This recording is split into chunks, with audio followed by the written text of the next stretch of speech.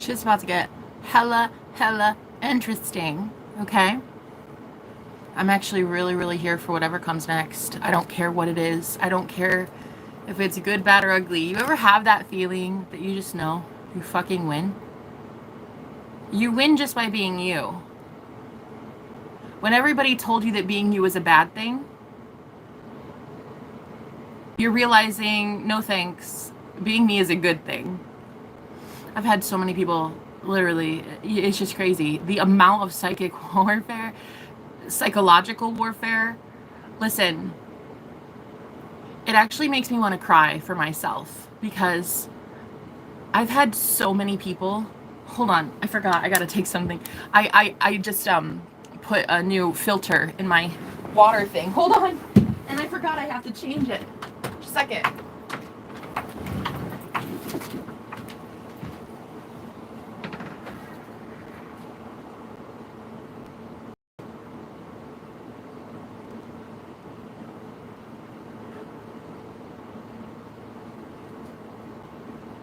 Sorry about that. Like, I'm so sorry.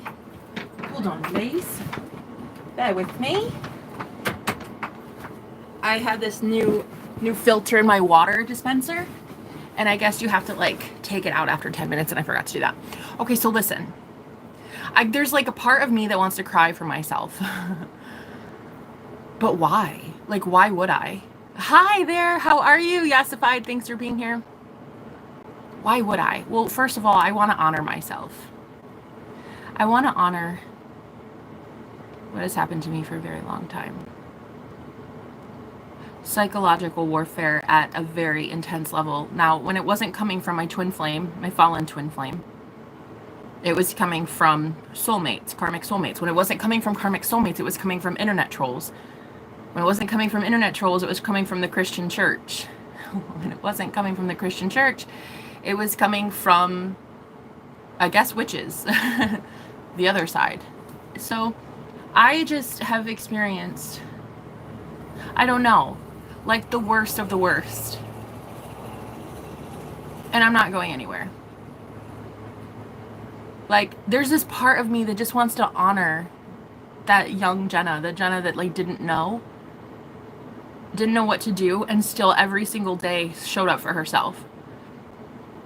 You know, didn't know what was happening, all these psychic attacks, all these energetic disempowering moments, the homelessness, living in a shelter, being in my car, being in an Airbnb, struggling to not eat for 7 to 9 days on average. I couldn't even afford food. This girl that I don't even remember, but I know shit happened to her. Like I remember having to take on bullies and trolls while doing live streams to pay for me just to have food while living in my car in the middle of the Arizona desert in the fucking summer. I remember that. I remember a man that I was madly in love with staring me in the eyes while we were being intimate and telling me he never loved me. I remember a dark magician sending me hordes of flies to remind me that I'll always be his prisoner, psychically, through the ethers. I remember thousands upon thousands of comments every single day telling me I'm not shit because of the way I look, because of what I believe in, because a lot of people thought I was schizophrenic because I talk about my imagination a lot, and I claim to hear voices, and so they thought I was schizo. So I remember the pain. I mean, I don't feel the pain, but I know it happened. I remember that girl that was so abandoned by the world, but she never abandoned herself. Never stopped believing in herself.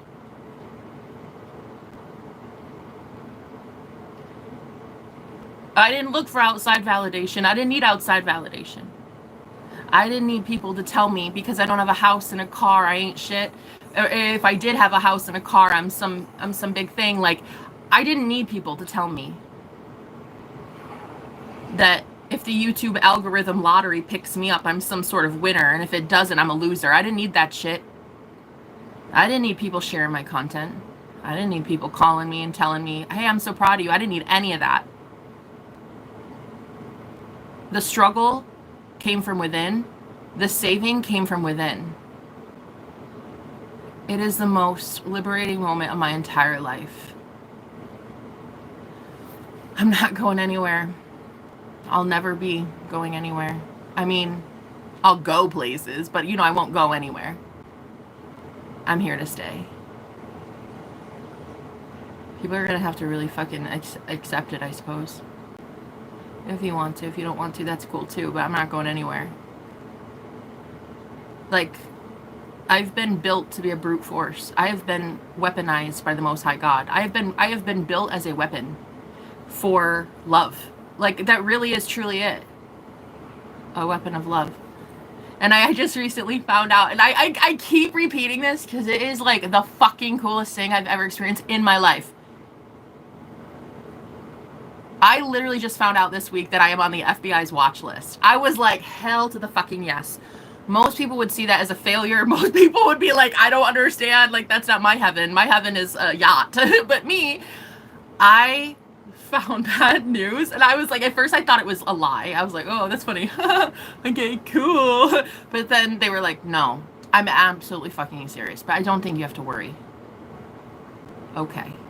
That news, to me, in my sick, warped, twisted mind, was literally bigger than any news I get on my birthday. Like, I celebrated that day more than I celebrate my own birthday in the last 5 years. I swear to God.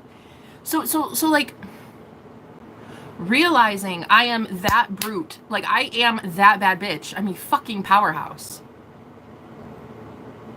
And I know it. You'll soon know it. It doesn't matter if you know it or not. I fucking know it.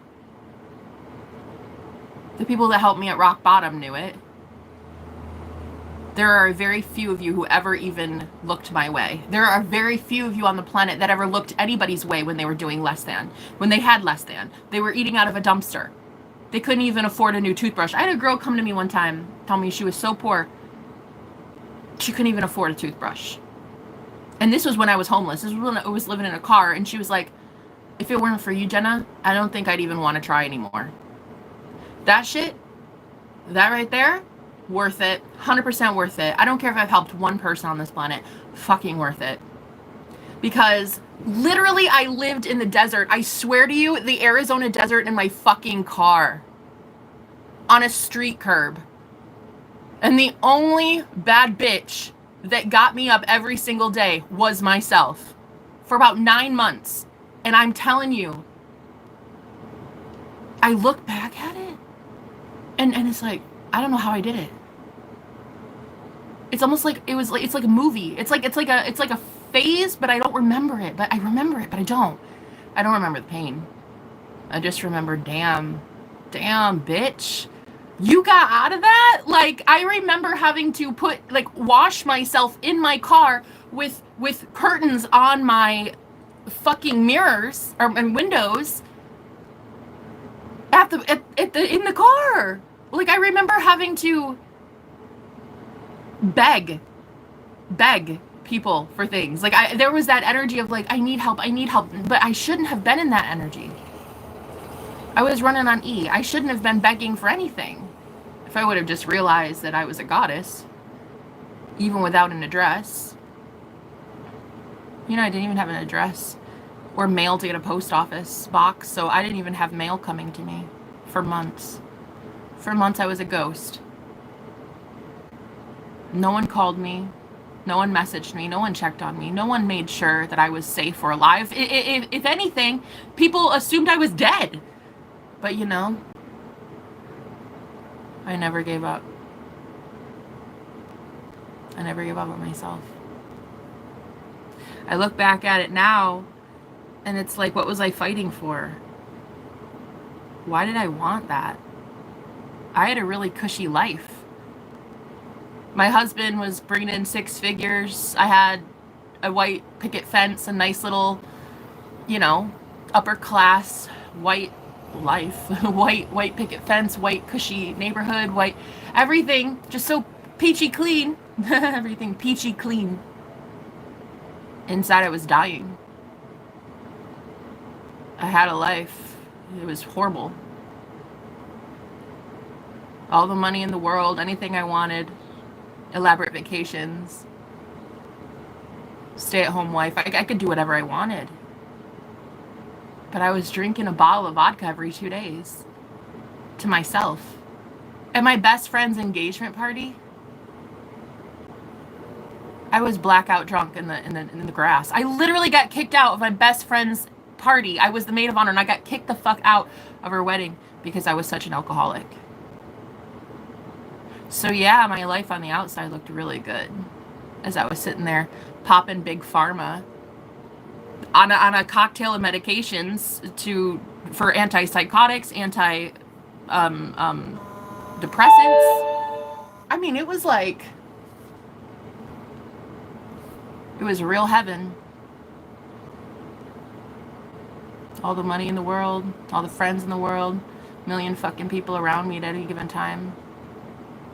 Parties every Friday, Saturday night. So fun. So fun. Dying. I was just dying. It was death. There was no life. There was no life in me. There was no life at all. And then I had to go on my journey. I had a near-death experience in 2019. 3 months later, I divorced my husband and went to go live in my car. Went to go be homeless. I preferred that. I wanted to live. So yeah, I'm not fucking going anywhere. If any witch bitch thinks that they're gonna try it with me, I think you got a new thing coming, sweet cheeks. It doesn't matter who you are. I don't care if there's 50 million fucking covens coming after me. It's inevitable. I win. I always win. And I will always win. I am the winner. You might not know about it yet, but I'm the winner. I've always won. I won by losing. I live by dying. I ended an old life. An old Jenna died so that this one could be reborn. So that this one, a true unstoppable force within me, can live.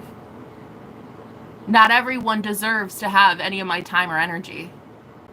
In fact, very few people do. I've snipped cords. I've cut energy cords. I've cut people out of my life so many fucking times. It's become this like routine, and I now see ahead of time what will happen before I even do it.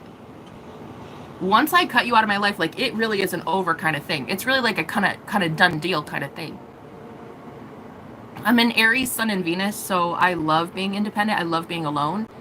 And then I have an Aquarius rising, so like, stay away from me. Like, that's so my birth chart. Stay the fuck away from me. Yeah, stay away. But if you do happen to grace my phone with your presence, or my address, or my car, or my whatever, my dreams, you better be fucking working for it. I'm behind a paywall now. You don't get to me unless you've gone to God first, period. You don't come to me unless the Most High God tells me that you have come to me. Do you understand? This goes for clients as well. This goes for anybody. You don't work with me unless the Most High God tells me ahead of time that you work with me. I'll get a notification in my dreams. I'll get some sort of alert, but I do not work with just anybody. Oh, hell no. Why would I? I'm a goddess. I don't do that. I escaped absolute destruction.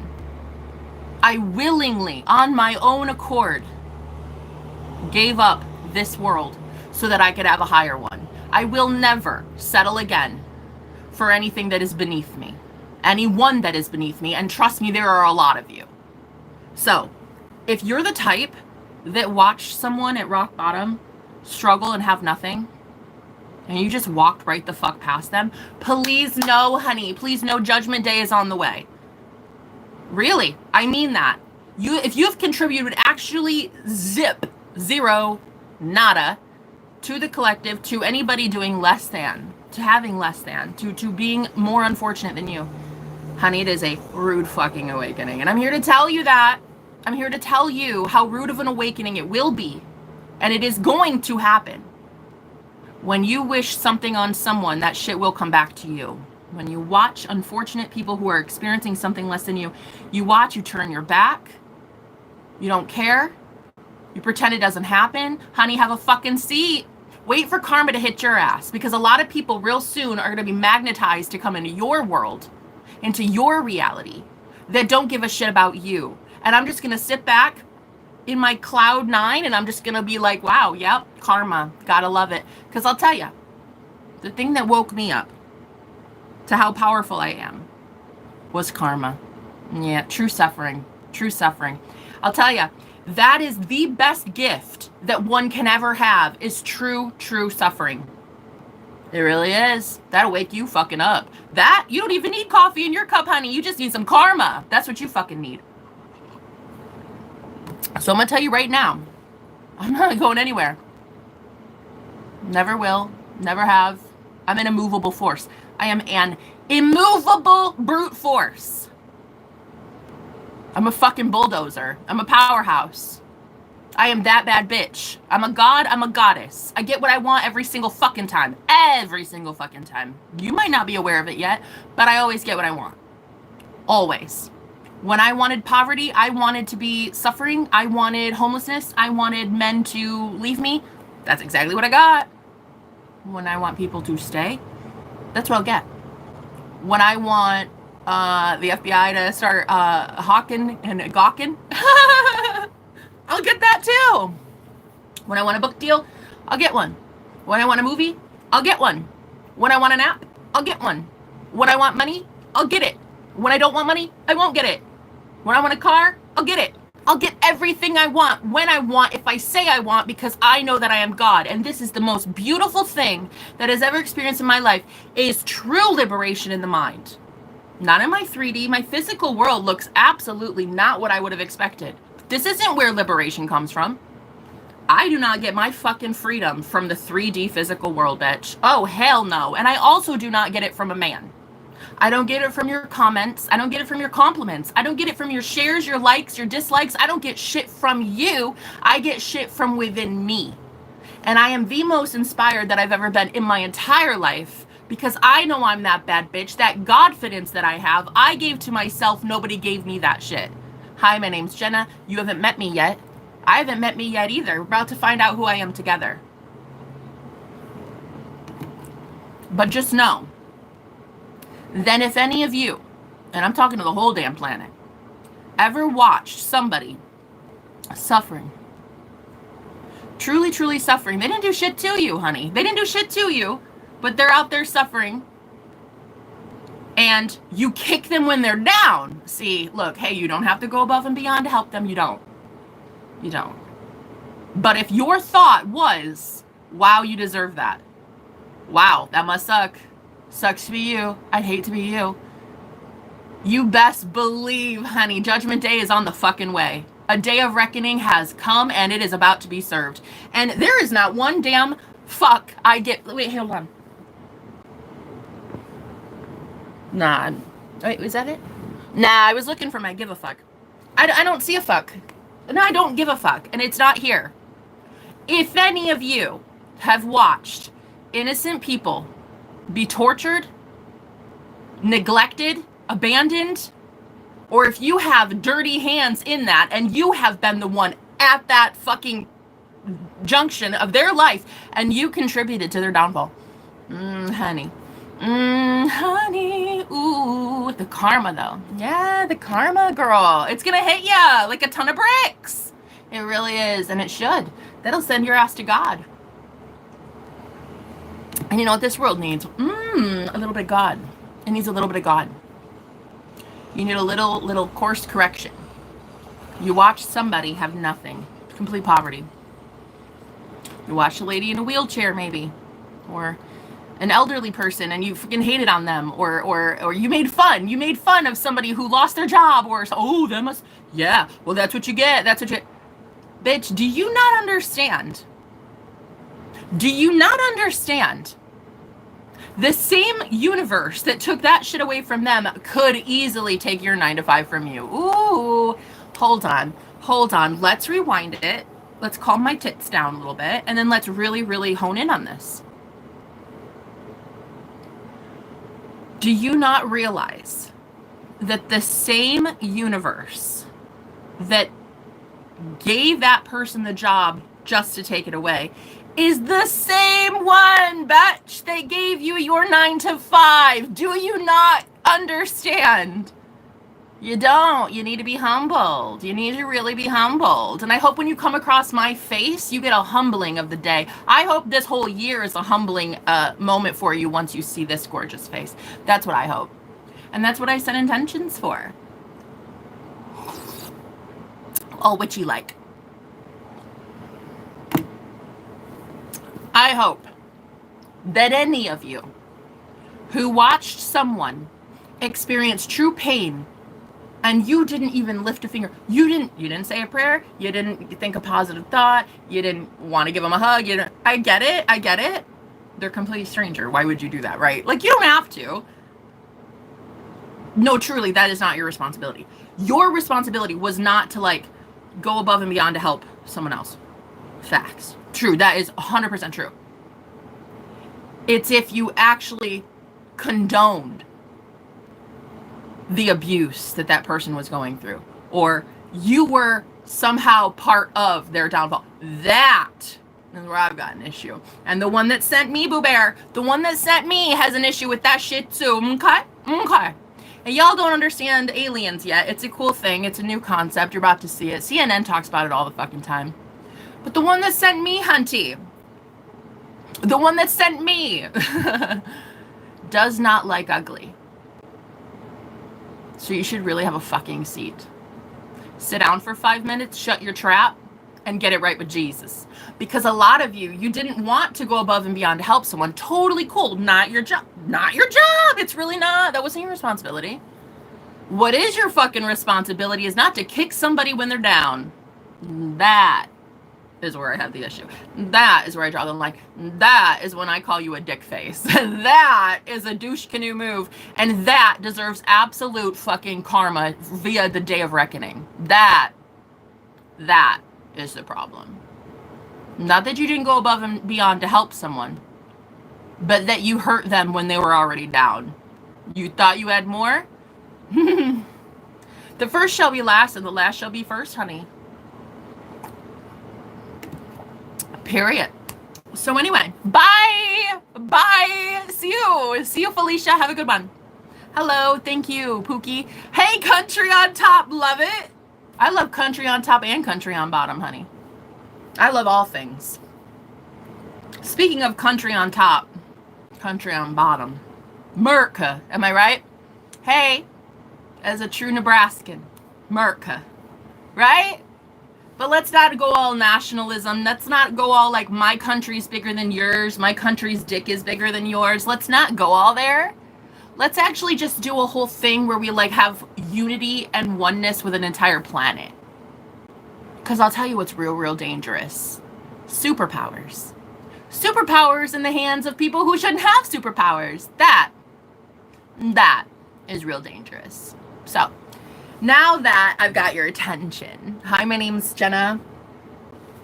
For today, I don't know. I don't know who I'll be tomorrow. Maybe a Disney princess. Maybe a mermaid. I'm not sure. I have all this power and all this ability to manifest anything I want. Girl, if I want to manifest mermaid scales, I'm going to do that shit. If I want to do your mom, I'll do your mom. It just depends. Like, whatever I want to do. And I like that for myself. I'm not going anywhere. Challenge accepted. I love it. I love myself. I love everything about me. Not a lot of people do. I've noticed that I scare away a lot of men. That's why I've been through countless relationships and it's like, oh. I literally asked my ex the other day. I looked him dead in the eye. I was like, listen. One boyfriend said to me that I scare off men. So I asked my other boyfriend, do I scare off men with my personality? He looked me dead in the eye and said, yes. So anyway, there's my problem. I'm too much of a good thing. People can handle it. It's fun. It's alright. I'm not going anywhere anyway. I'm good with it. I'm good with myself because I love me. I think I'm I'm kind of that bad bitch, you know? I'm that bad bitch, but that good witch. You know what I'm saying? I love it. So one thing that I've had to discover on my own is that suffering, true suffering, it is a choice. And I had to choose it. And I wanted to choose it. I left my husband knowing damn well back in 2019 damn well that I had to get that out, that I had to leave. I knew damn well. Excuse me, by the way. But yeah, I had to clear my energy, and that guy was definitely not what I thought he was. I think it was that day that I saw 2 demons around him that I was like, yeah, bruh, I gotta go. Somebody read about those. Have a good one. Deuces. I literally was super high. I was baked. I was smoking some cannabis. And I was so high in the clouds, girl. I was listening. I had my headphones on, and my chihuahua was in my lap. And I was just, this was when I was stay-at-home wife. So, like, girl, I was just Snow White all fucking day. Basically, I smoked weed and wore a toga, like, all day. It was quite the life. It was actually really amazing. I really did like my life.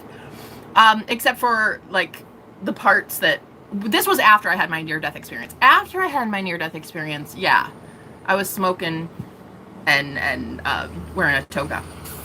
Before my near-death experience, nah, none of that. So basically, I was smoking one day, and I got so high, and my chihuahua was in my lap, and I had my eyes closed, and I was listening to some music, and all of a sudden, this was when I knew, like, oh shit, I done opened the door to something, honey. I mean, I was so high. Okay, I saw 2 shadow figures come in my front door, go through my living room with my eyes closed. Psychically, I saw this in my mind's eye, okay? And there's 2 shadows, figures. They look like men. And they just, my God, what's in this coffee? I have to burp a lot. They go right to the back door. They come in the front door, go through the living room, go through the kitchen, and go to the back door.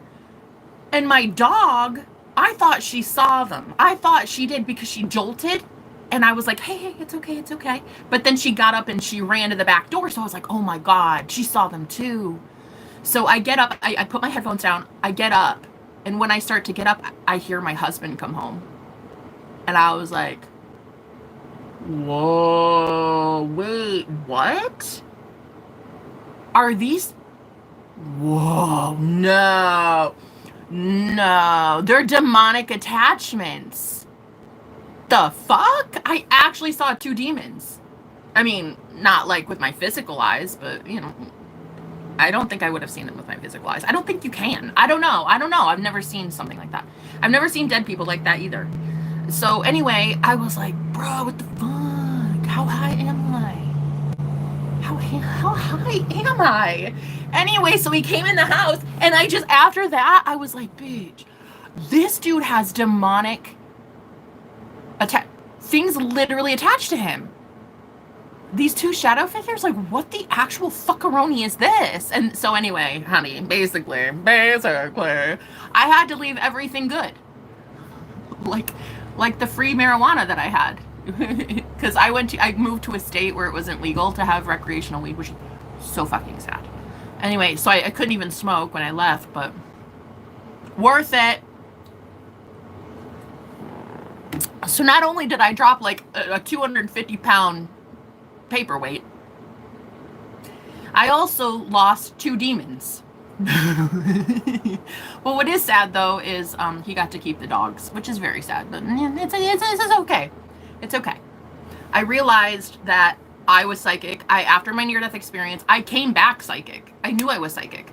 I had a near-death experience in February of 2019, and I was out of my body.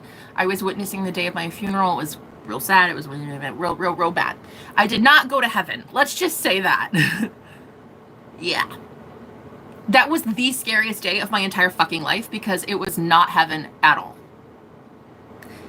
Now, it wasn't hell in what they paint in religion. It wasn't like some fiery furnace with a dude with pitchforks or anything. It wasn't like that, but it was hell. Trust me on this. Trust me on this.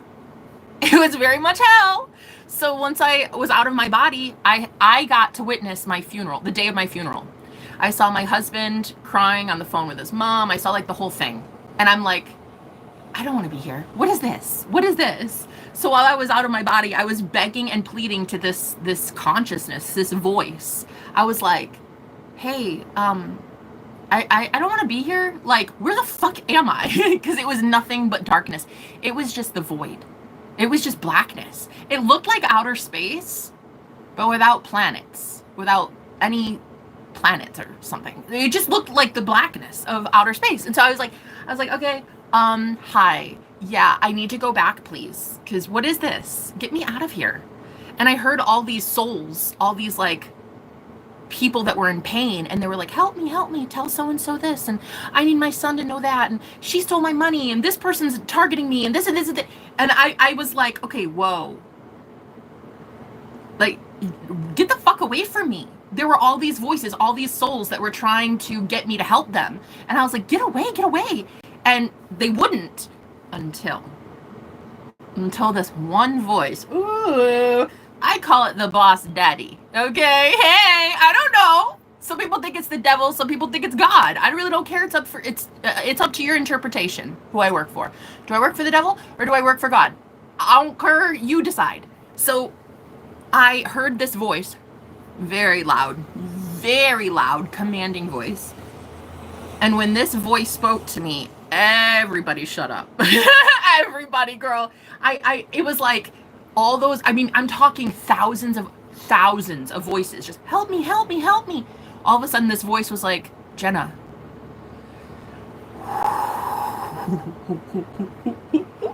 You feel it? Yeah.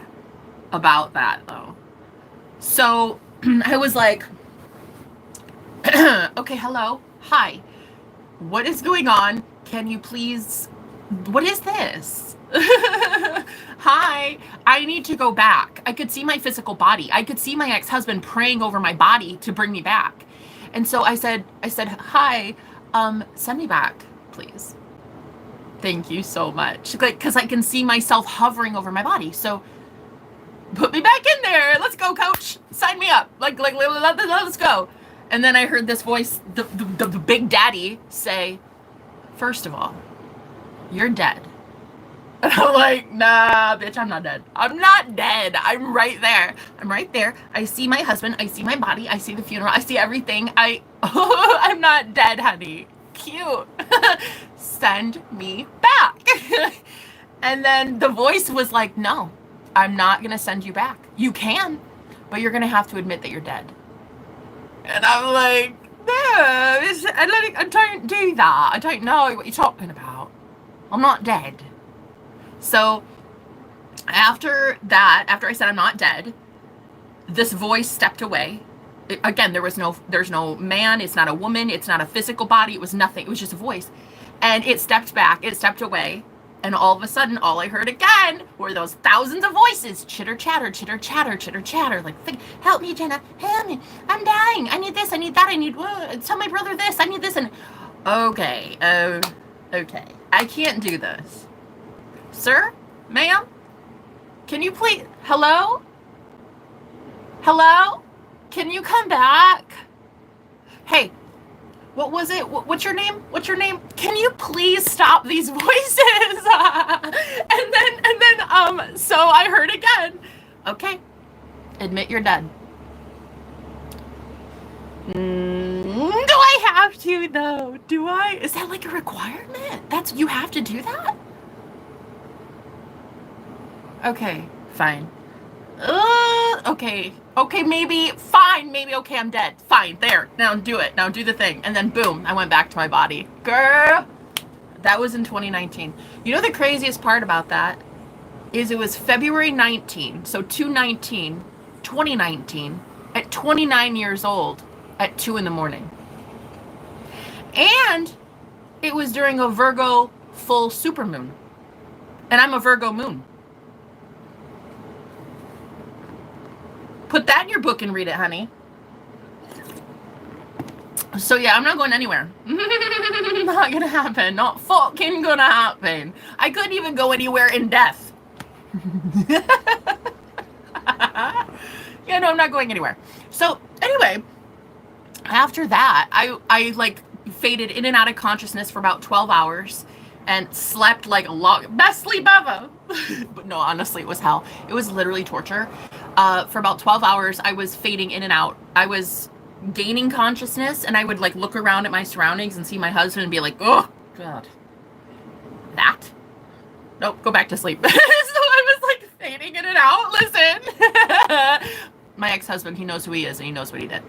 Anyway, so I would like fade in and out of consciousness for about 12 hours approximately. And like every time I'd come to, I'd look around and be like, oh, fuck this. And go back to sleep. Anyway, so as much as I did get to come back like that, like instantly, it took about 12 hours for the Mary J-Wana to fully like leave my system, because it was basically THC poisoning. I had way too much consumption, honey, of some pot brownies. Listen, it's a thing.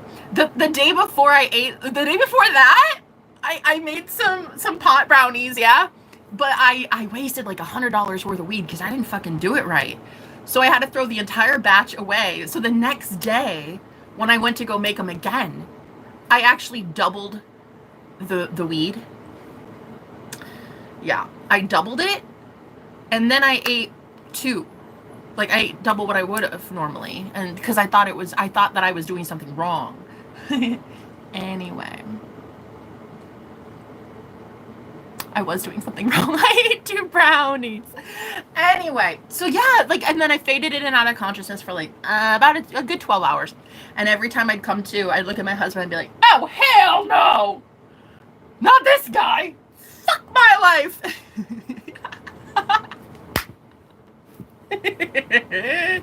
Yeah, he knows what he did.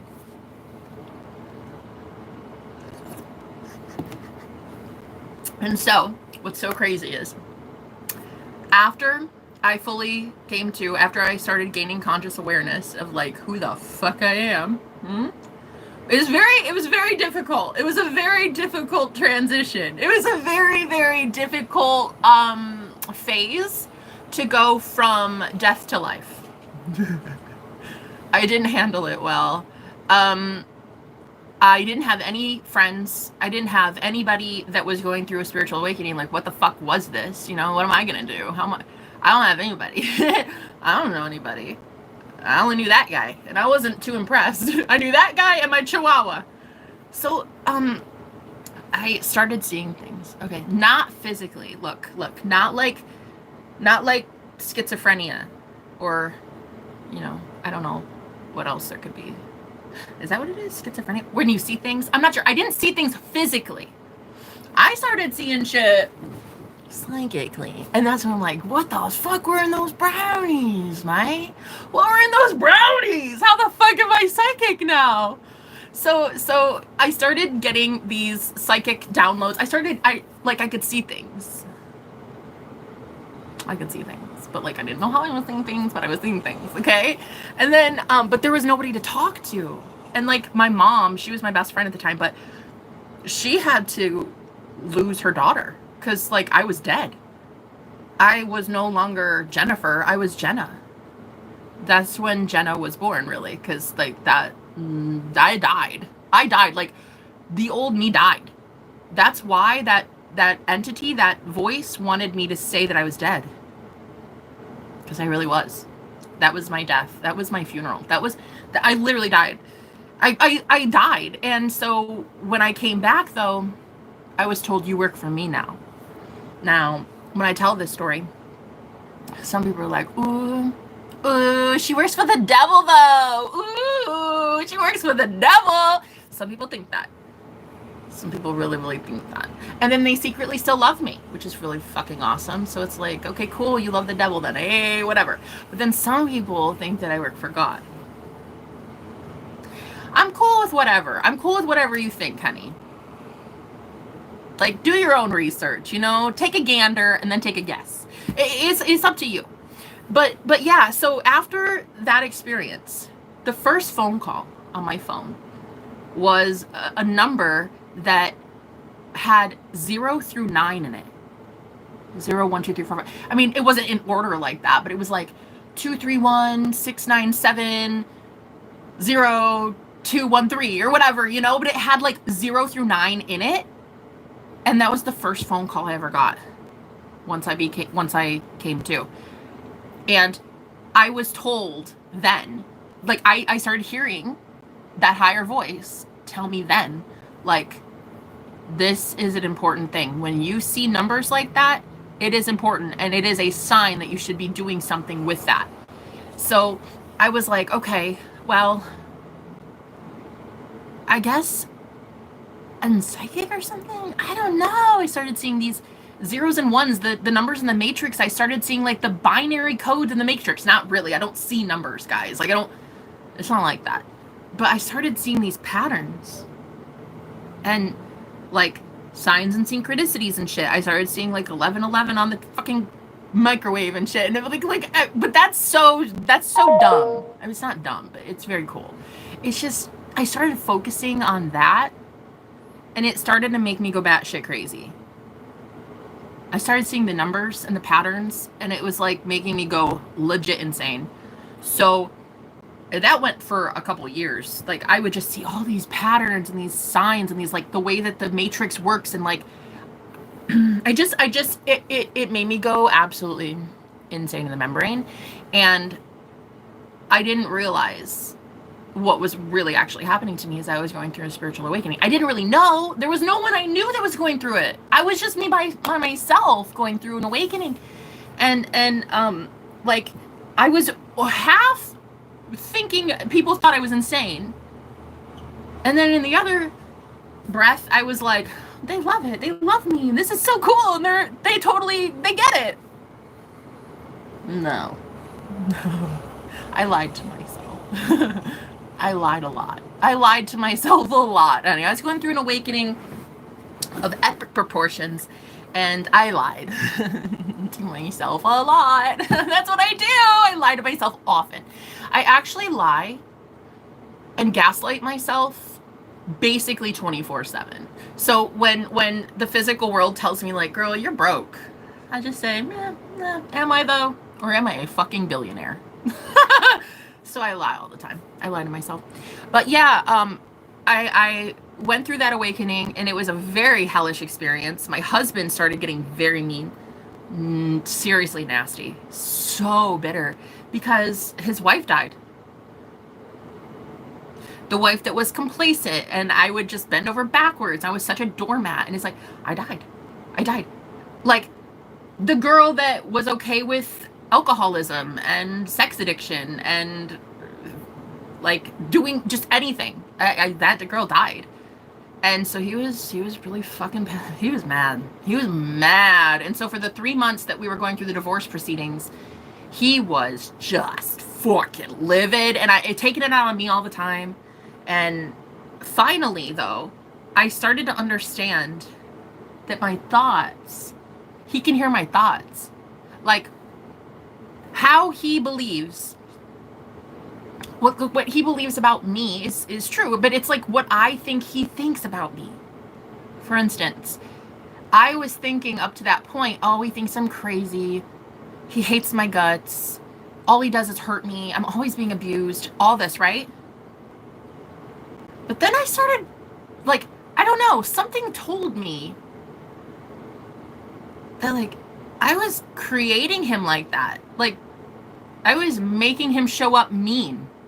So this was before I knew the law of assumption. This was before I really knew about, like, law of attraction, law of assumption. No. Like, magician shit. I didn't know. I just had this intuitive knowing, like, he can hear my thoughts. And he's doing what I say. And I keep saying shit like, you're so abusive. You're so mean. You're so bitter. Like, I'm always so scared of you. And so, like, he would keep doing that. And so there was this little voice in me that was like, why don't you try it different? Why don't you just see what would happen if you started to challenge that thought and say instead, he loves me so much. He misses me. He loves me. He touches me so kindly and sweetly. And He buys things for me, and he takes me out, and I didn't really want to date my husband again. It's not like I wanted to be with him anymore. It's just like I needed to survive and get out. So I started learning how to get out. And I knew it was all in the mind. It is all in the mind. I wasn't physically going to leave that bitch. Not him, the house, the situation. That bitch is really just my shit life. I wasn't going to leave a shit life with $300 to my name. No car, no friends, no family, no money, nothing. I had nothing. Okay? But some good old Mary Jane. That's all I had in my veins. That's it. So I was like, I'm not going to be able to escape this unless I go into my mind first and do shit differently. Again, no one taught me the law of song. This was not taught to me. This was instinctive. This was intuitive. So I would start saying things like, he loves me and he's so sweet. Like, he really misses me. We have the greatest time together. And like, as I would say these things, I started to get these images again, because I was psychic now. All of a sudden I had an imagination. All of a sudden I was like, I could see shit. Okay. And so all of a sudden, when I would say that to myself, like, he's so sweet and he takes me out, I would actually see pictures, like images, visions of him really doing that. Like taking me to Subway, getting me my favorite sub. And then like we went to this, like just a vacation, like things like that would normally never happen because, well, my husband hated me, was suddenly happening. So I was like, what is this? What is happening right now? Who am I? Like, who the fuck am I? And why is this? What the fuck? He should be hating me, but he's not. And so the weirdest thing happened. So in the 3 months between my near-death experience and the time that I left him, I met this guy, and his name was Mike. And I met him. We were playing. Listen. This one day on Cloud 9 while I was on PlayStation. Listen, it was about 2 a.m. And I was, again, super, super baked. It was a thing. It's whatever, guys. It's whatever. Okay, I love marijuana. So I was sitting on the couch by myself at like 2 a.m. because, yeah, my husband slept during the night, and then I was up during that because, like, listen, also another thing, I started learning about like energy warfare and shit. Like during sleep, I was getting attacked psychically by dark ass motherfuckers. I don't know who they were. I don't know what kind of energy it was, but it was bad. And it was like, I would be up at witching hour. I would be up from like 2 a.m. to 5 a.m. just trying to protect myself. I didn't know anything. I didn't know anything what was happening to me. I was literally going through an awakening by myself and having it all happen to me with zero help. No one to call on, no one to talk to, nothing. Like this was before YouTube, like this was before a spiritual community even existed for me. And so this one time, let me tell you, there was this guy.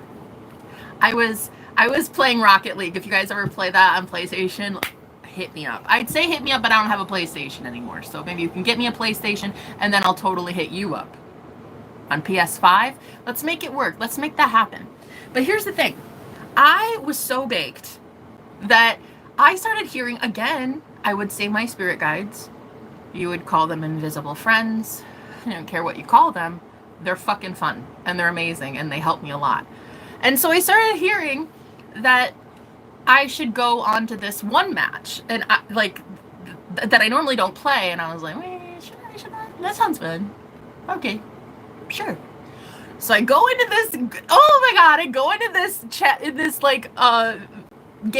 game that I normally don't play.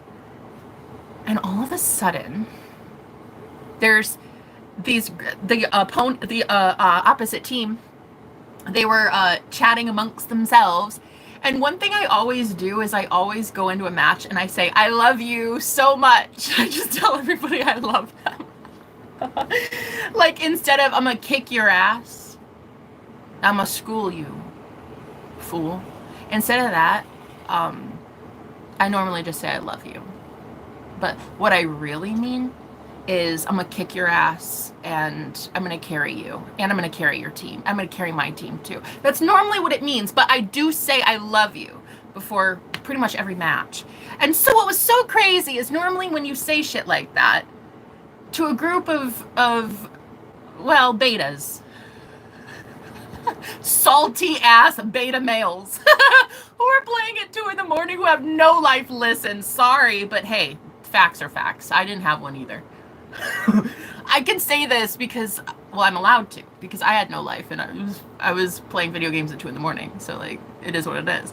Smoking pot and playing video games. I'm allowed to say what I want to say. So this group, okay, this other team, I said, oh my God, I love you guys. Good luck. Tell me why. Normally, when I get told, fuck you, princess. Suck a D. Like I get told. Girl, listen. I get told all this heinous shit normally in video games, yeah? I was told things all the time like, shut up, B. No one's talking to you. We're about to school you, motherfucker. Normally. But tell me why. This one guy, he was the team leader of the other team. He goes, oh my God, I love you too. And then put like a heart emoji. He was like typing. We could type in the game. He's like, oh my God, I love you too. I was like, did you see that? And I talked to my chihuahua also. Did you see that? Look at this. You see that guy? Did you see that? Did that happen? Did he just say he loves me? Oh my God, fun. Okay, let's go. So as I was baked, super baked, schooling people. Like, it's not Rocket League, it's Jenna League. I'm just letting you know, if anybody plays that game, bro, you're gonna want to literally uninstall it after you play with me. There is no playing with me. It's me owning you and then you begging for God's mercy. So anyway, after the dog and I agreed, this guy is cute, I was like, I think he likes me. Let's show him, girl. Let's show him. So anyway, I fucking mopped the floor. I mopped the floor with his team, with my team. It was just a Jenna thing, okay? By the end of the game, this dude's fucking jaw was on the floor. Okay. He was like, are you fucking real? You're a girl? Am I? Am I? You tell me. I'm a god. Anyway. So he actually, listen. So he chat partied me. Like, he sent me a friend request and an invite to be on a chat party with him and his boys. If you can call them that. They're just hater trolls. Anyway. So he was like, he sent me a friend request and I denied it. I was like, honey, we have better things to do, don't we? We have better things to do. And so I ignored it and it happened again. There was another chat invite and I was like, decline, and then another, and then another, and then it would not go away. And I was like, can you block this guy? Can you block him? It wouldn't stop. And then he actually messaged me privately. He's like, listen, you really need to talk to me. I didn't. All I said to this guy was, I love you all. That's it. That's I don't know this dude from Adam. Plus I was super high and I was like, I don't trust myself right now to be around him. Look, cause when I'm high, I say all kinds of crazy shit. I didn't trust myself. I knew that I'd do something maybe way too flirtatious. I was a married woman, you know? So I said no. I kept decline, reject. No. But then he would like message me privately, like, you and I have to talk. And I'm just sitting there with my freaking video game and my dog next to me, and she's just like, huh? Should you? Okay. So my high ass went right into this chat group party with him, and I found out his name was Mike, and I was like, oh my God. But here's the craziest thing. Okay, this is the fucking craziest story you'll ever hear ever. And this happened only 1 month after my near-death experience, okay? I had forgiven so many people. I had cut cords with so many people. I had like detached. I didn't even know what cord cutting was yet. I didn't know what Reiki was. I didn't know what energy healing was. I didn't know any of that yet.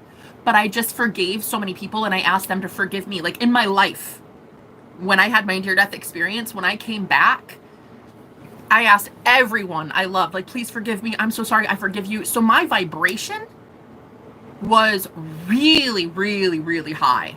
That's why I attracted Mike. So once I got into his chat party, the first sentence, I knew that he was my twin flame. I knew he was my soulmate. I knew that I had had dreams of this guy for like years. I knew what color hair he had. I knew his voice. I knew everything. I knew everything about this man in one sentence. And when I heard it, because he's the one that said something to me first, he didn't hear my voice first. I heard his. I swear to God, the first thought I had was, holy shit, I know this man. I know him. That's him. That's him. I was given up for adoption when I was a baby, and Mike had the same voice as my dad, my father, that gave me up. It's really weird. It's a very weird story, but he had the same voice, the same tonality, the same everything. His voice is the same as my dad. So the first thing I thought was, oh my God, that's my dad. I know it's weird. Twin flames are weird. The whatever, we'll get into there someday. But anyway, so when I heard Mike, I heard his voice, the first sentence, I just knew. I was like, oh my God. Bitch, did you hear that? Did you hear that? Oh, whoa. There was this excitement. There was this like, what is happening? What is happening to me? And like, I'm just sitting here alone on the fucking couch, smoking cannabis by myself, talking to my dog. And then there's this guy who is so into me, and I'm like, why? I don't even know what's happening. I don't even know. I knew in like 10 seconds that he was the one. And you know what he said? Within 1 hour, we were just, it was so intense. He said to me, and I shit you not, guys, he told me, Jenna, we are past life soulmates, and there's not one thing you can do to convince me otherwise. I've always been in love with you. 1 hour, literally 1 hour. Girl, he was smoking weed. We were both smoking pot. He lived in Texas. I lived in Michigan. And he was just, oh my God, he was so chill. I loved everything about him with his sexy Southern accent and his blonde, shaggy hair. And he was a guitarist too, so already he had that going for him. You know, also, he loved carrying his team. He loved being that boss daddy on the other side. Literally on the other side of the competition. But anyway, here's what's got here. It got so weird. It got so weird. So all of a sudden, he starts like telling me about these like past lives and stuff, and I didn't know what those were yet because I'd only had my awakening about a month. I didn't even know I was fucking psychic yet. Really, I didn't know what the label was. So he was just like teaching me all this stuff, esotericism and the occult, and he was teaching me divination, and he was teaching me like astrology. That was like his thing. His thing was astrology. He loved learning about the planets and like how it affects us and what your moon sign means and like that was like the coolest fucking shit ever. He taught me so much. And so we hit it off. It was very intense. It was only an emotional thing. I never visited him. I never saw him physically. We never had anything go on physically. But there was definitely an emotional affair that I was having. And this was in 2019. So it only lasted about a month though, because it got so intense that his feelings were overwhelming. And he told me, he's like, I can't do it. I can't do it. You're married. And I feel like the world's biggest dick. I can't do this anymore. I have to stop. And I, at the time though, I was already preparing for divorce. I was already in the middle of getting things situated to leave. And he didn't believe me. Who would? Who would? Really? I mean, if somebody tells you, oh, I'm leaving my husband for you. No. No one would. No one does. That shit doesn't happen. Normally. But I'm not just any girl. Mm-mm. I'm a warrior of love, honey. I fight for love, bitch. I fight for love. So here this man was, he was like, okay, I can't do this. I'm gonna have, we're gonna pull the plug, and I'm sorry. And then, boom, ghosted, done, completely finito. Don't even know where the dude went. Like, just poof, gone. And I was like, and this, I labeled him my magician because I was starting to get into tarot. Well, tarot was starting to get into me, okay? But in tarot, one of my favorite cards is the magician. And it's all about skill and logic and, mastery of the mind. And the magician himself, the template, the archetype of the magician is bettering yourself with your mind and with the elements and just basically being the creator of your own world. And so that's what Mike was. Mike fucking knew what he was doing.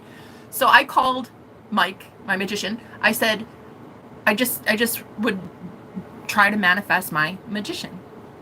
And it wasn't really Mike I was after. It was magic. It was independence. It was sovereignty. It was really me that I was after. I was wanting to find me. And so anyway, he completely ghosted me. Went off the fucking, I don't even know, girl. He just left. Just poof, vanished, okay? And then I was stuck with that guy.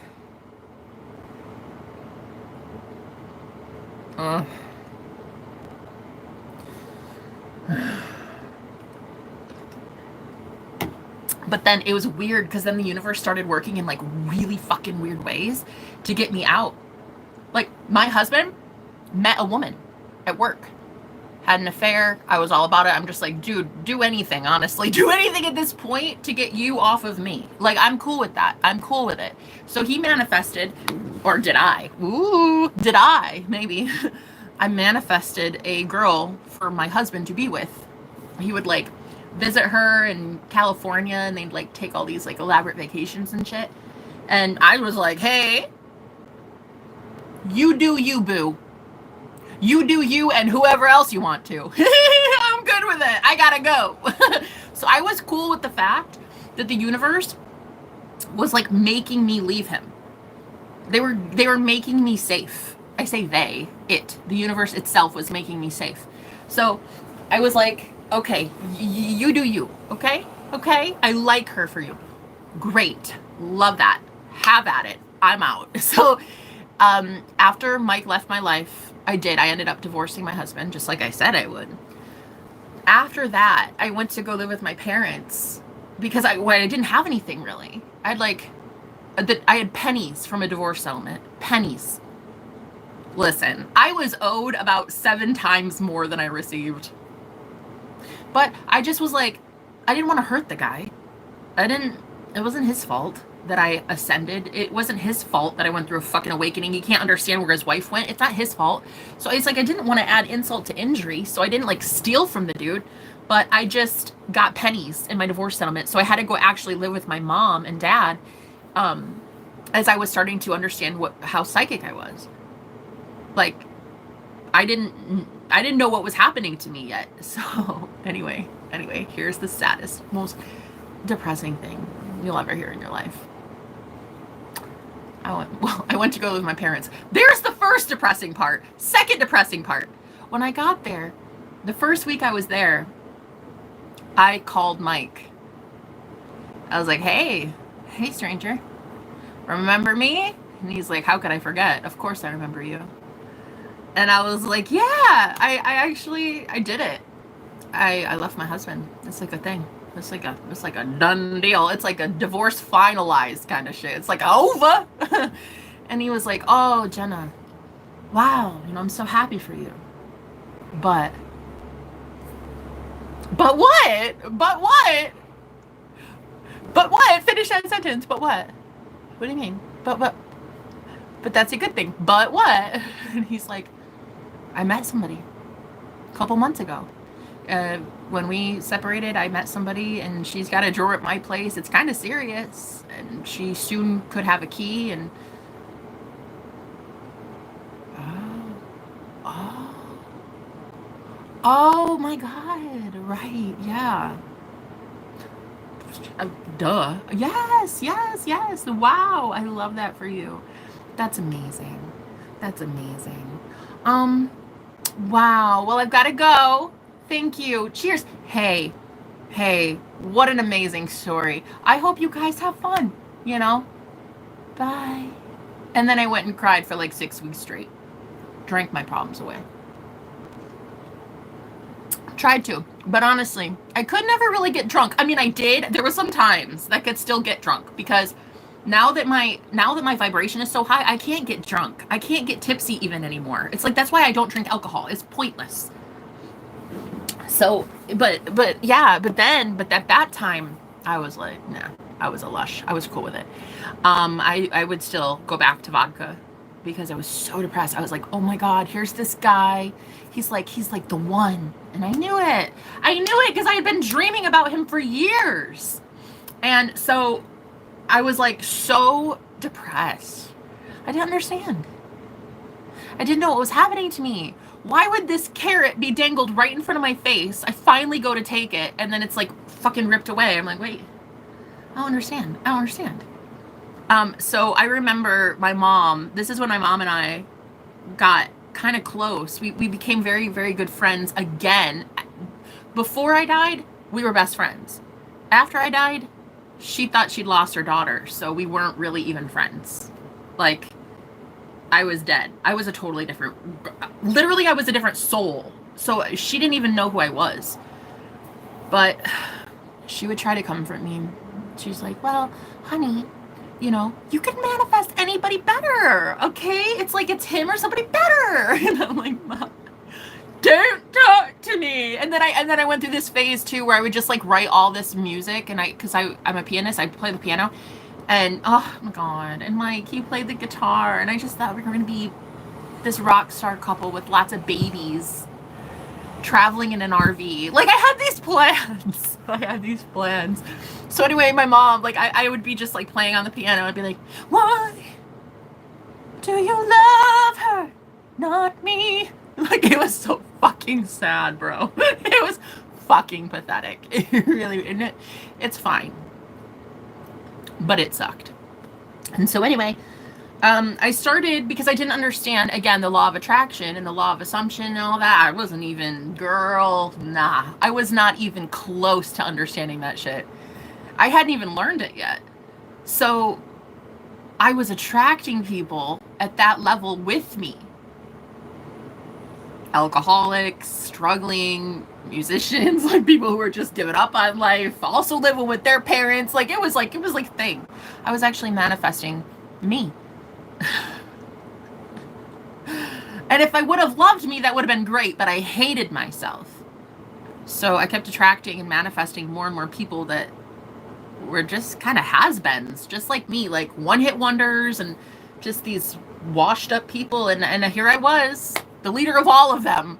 And it was, you know, kind of not awful. It was kind of fun. It was kind of fun. We still had fun. I was at that level where I was learning that, like, you're just a broken man, or you're just a broken woman. And it's like, you're just a sinner like me. I love you. I started loving that we're all one. I started loving the sinner. You know, I was like, I didn't want to be this holier than thou. Oh, because I met God, I get to like pretend that I'm better than you. It wasn't like that. I really just wanted to see love in everyone. And I did. I manifested, you know, the sick, the unhealthy, the sad, the widows, the brokenhearted, the alcoholics, you know,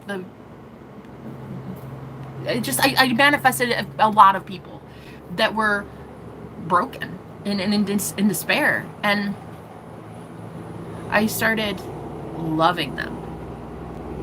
Like, I saw so clearly why they were how they were. And I just tried to fix them, I guess, because I didn't know that I wasn't supposed to. I had just taken it upon myself to fix the damned. I thought that that was my job. And so it became this chore, this job, this responsibility that, like, all my friends, I had to save them. And I have to better you. I have to teach you about God. I have to teach you about... But like, girl, you're a lush. Girl, you're drinking a fifth of vodka every 2 days. Like, what are you talking about? You're gonna save somebody. The fuck? The fuck? The actual fuck? You're not gonna save anybody. And I just had to put aside that part of me that was saying, you can't save them. I pushed it aside and I just tried to save them. So I became so empty within myself. Like I just became this empty vessel, really. I mean, there was not even any love overflowing in me anyway. The brokenheartedness had taken over.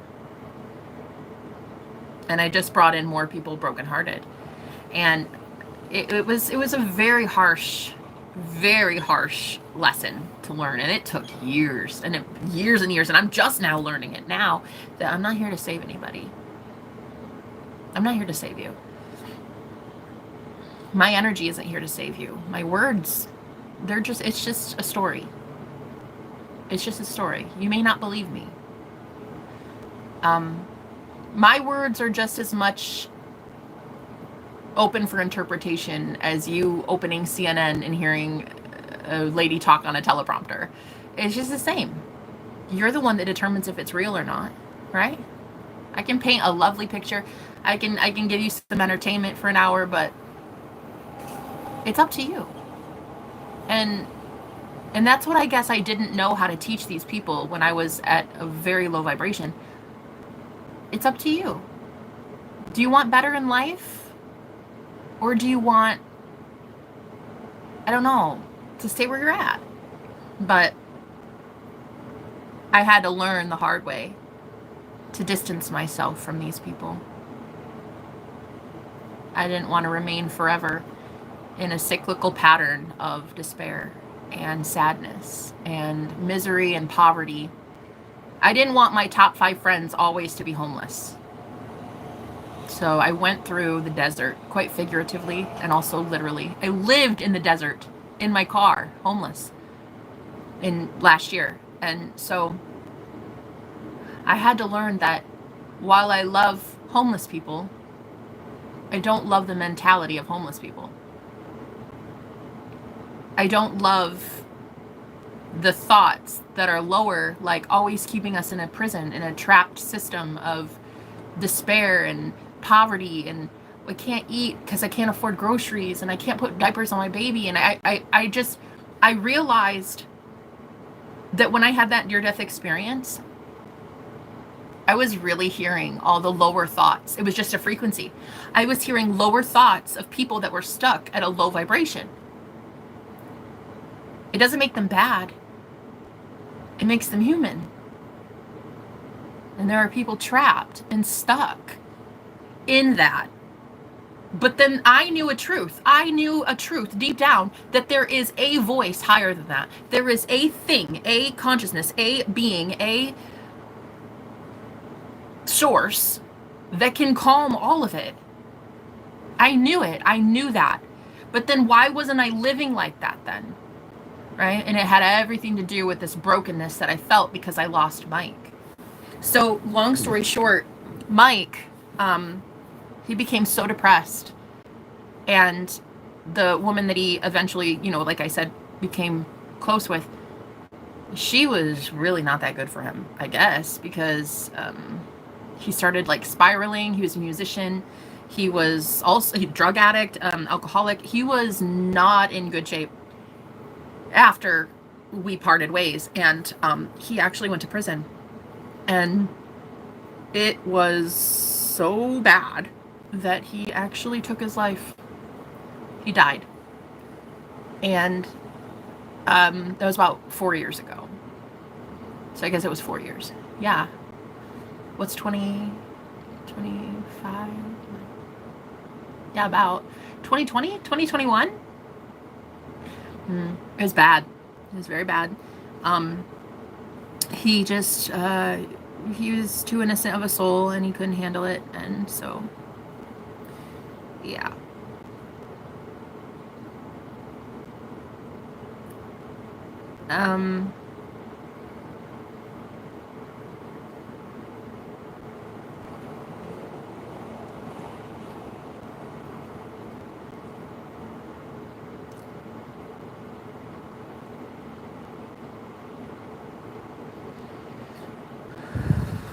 There are just so many things that have happened to me that people don't know about.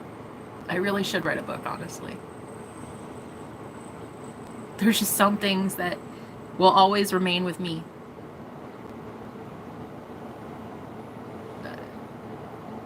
There's this belief that I have that my magician is really not a man. It's an energy. It's a spirit. It's a consciousness. It's a being. It's an entity. It's an archetype. It's not a man or a woman. It's not a physical being at all. And so I was that girl, naive enough, hopelessly romantic enough to believe that I could manifest him. I'm not back from the dead, like, you know, no. I mean, hey, I might love Jesus, but I didn't take that Lazarus story literally. He's like, you can do what you can do what I can do. Yeah, I'm not about to manifest a dead man back from the grave, but it's cool. So I believed, and this was before I knew law of assumption, before I knew the law of attraction. I didn't know this stuff. I kind of just had this innate knowing, like, he's not dead. I mean, maybe physically, I don't know. Pretty sure, because I was told by my spirit team that he was, but I had convinced myself then also that that was true, that he died in prison. He stopped uploading. He was a YouTuber, and he stopped uploading 4 years ago. His last video that he ever posted was him literally going insane in a hotel while he was running from the cops. So doesn't take much to deduce down that he was in prison and that it was over. So I stopped really kind of living. I was so miserable. I couldn't even believe it. Like, the most perfect man in the entire world for me. The man who literally showed up in my dreams to console me. For years, he had been showing up in my dreams, you know? And the man of my dreams literally took his own life. And it was, I don't know. I gave up on everything. I didn't care. I didn't care. I didn't care who hurt me, really. I didn't care that my business failed. I didn't care that I was homeless. I didn't care people were kicking me while I was down. I didn't care. I lost all hope. I didn't care who gossiped about me. I didn't care who I lost, who I found. I didn't care about anything.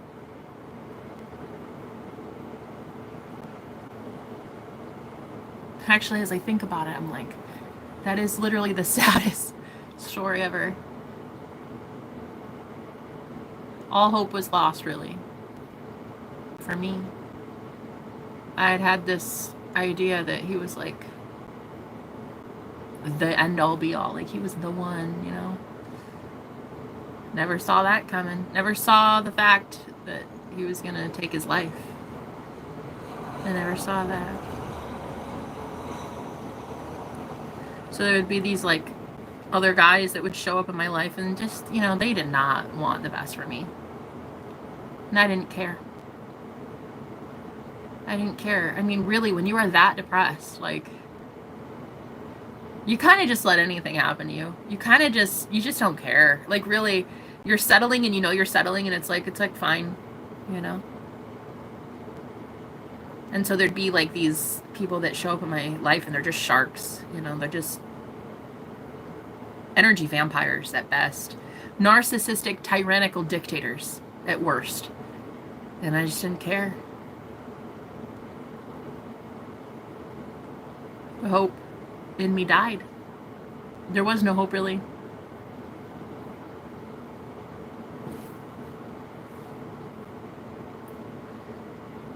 It led to just poverty and homelessness, and I didn't care. I would say I wanted to die, but that would have been too easy of an out. Like even that, like I didn't even want to die. If I wanted to die, I wanted to do it a slow, painful way. By living, I guess. I wanted to punish myself so bad that I just wanted to live in that agony. I thought like I deserved it. I thought the universe hated me. I really did. I thought that whatever God there was, whatever I experienced God to be, hated me. Took the one thing I wanted more than life itself, just ripped it out from under me.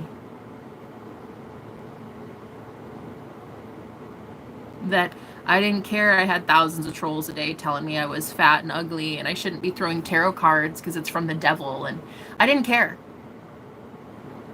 I didn't care when people would project their demons onto me, and like I didn't care. Negative thoughts about me. I didn't care about projections. I didn't care. And then I met this one guy, changed the game. I was homeless, living in my car. At rock bottom. No money. In fact, I had so little money that my best friend had to buy me a gym membership just so that I could go shower while living in my car. Like, it was the first time I'd had a shower in 4 days because she bought a gym membership for me. And I was at this Jack in the Box. I was at this restaurant that I normally would use their Wi-Fi to do some readings for people because I was reading tarot from my car and just getting by with that. And the kindness and generosity of some people, they just wanted to humor me. I don't think they even really thought that I knew what I was talking about. I just think people were trying to be kind. So I would be I went to this new restaurant. It was like a brand new city, brand new place, like I'd never been at before. And I sat in their front parking space right near this door, like the front door to the Jack in the Box, this restaurant, right? Fast food place. And I was just using their free Wi-Fi, talking to some girls just like this, you know, talking to girls on my live stream and throwing some tarot cards and just having fun, you know. As much fun as you can have living in your car. And I had my towel that I just used at my gym. I had the towel like laid out in the passenger seat. They didn't, of course, see that because I was embarrassed by that. But I had to lay it out to dry, and then my washcloth, all my toiletries right there in the passenger seat. Like I was straight up homeless. And there was this guy. And so as I was talking on my live streams with these girls, I was single as a Pringle. I mean, I did not have room for love. I was just trying to survive. I wasn't on any dating apps. I wasn't looking for anything. And there was this guy, and this was last year, March of, I think it's about March. And I was talking to my girls, you know, just having fun. And this guy comes out, a Jack in the Box. And he was in the uniform, and he had a hat on, and you just Jack in the Box, you know, normal outfit, right? And he would run, like not run, but just quickly from the door to the line that was backed up because they were really busy at lunch, and there was like a whole line of people that were waiting for their food. So this guy, he came out every time with this pep in his step, every time just smiling, loving life, and like loved what he did, you know. Like I was trying to read cards for the girls, and I would like throw some tarot cards, but then my jaw would just be, and some of my girlfriends were like, girl, what are you doing? What are you looking at? And I was like, okay, so I don't know. But I cannot wait to love that guy. I would just watch him go back and forth and back and forth and back. And like, he never saw me, but I saw him. And he just go back and forth and back and forth. And I'm just like, wow, I don't know. I don't know who he is, but I can't wait to love him. And everybody got quiet in the chat and they were just like, what is going on? Like, what is happening? She won't even concentrate. And I just started crying right there in a live stream, crying because I saw this man. That's it. I literally just saw him and I started crying. And like, I'm gonna cry right now.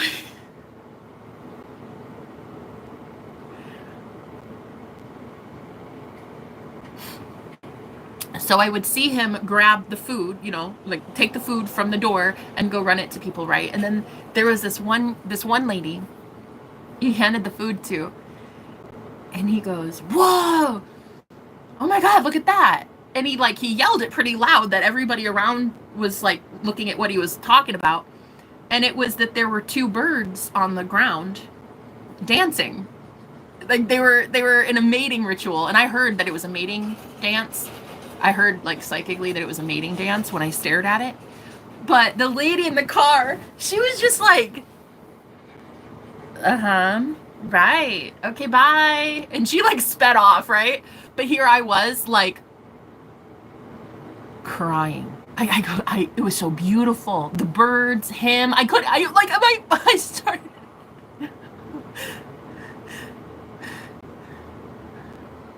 I couldn't handle it. I was like, what the fuck is this? So he goes to reach in his back pocket to grab his cell phone because he wanted to take a video of the birds. And I'm just sitting here in awe watching this guy, like a total hunk, as he's just a male version of Snow White, just out here trying to record two birds dancing. And I'm floored. Nobody knows what's happening on the live stream because they can't see it. But like, I'm just like going through all these emotions and shit. And people are like, is she bipolar? Is she okay? Why is she crying? What the fuck? And I just couldn't handle it. So I looked down at the birds as he goes to reach out his phone. And as he goes to record, they fly away. And he's like, ah, damn it. He just like yells, damn it, at the top of his lungs. He was so pissed. And then I was like, who the fuck is this guy? What is this? So I was like, okay, I don't understand reality. I'm just gonna keep focusing on my video and my girls, and I'm good. I'm good. But then he would go and grab more food and come back out, and like he wouldn't stop. He was a food runner and he would not stop running food. So I was like, I'm gonna fall for this guy before I even ever say a word to him. So he goes up to this one SUV. It was like a Suburban or something. And it was an old dude. It was like 65, 70 years old, this guy. And I'll never forget it. He had white hair. He looked like the epitome of what you would see God in any movie. Like, yo, he looked like an actor that would be hired as God in a movie. This guy that was in the Suburban. And so the guy goes to deliver the food to the dude in the Suburban, right? And he starts just talking with him, chatting, just shooting the shit, you know? And he's like, yeah, man, you have a great day. And he goes like that on his car, you know, like, have a great day. And as he did that, I said to him, I got this confidence. I don't know where it came from.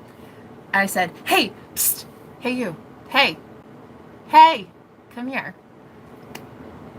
I don't know. It just happened. I just said it. And the old guy in the Suburban, he saw it too. And he was very inquisitive. He was very curious as to what was happening. So he just stayed parked there.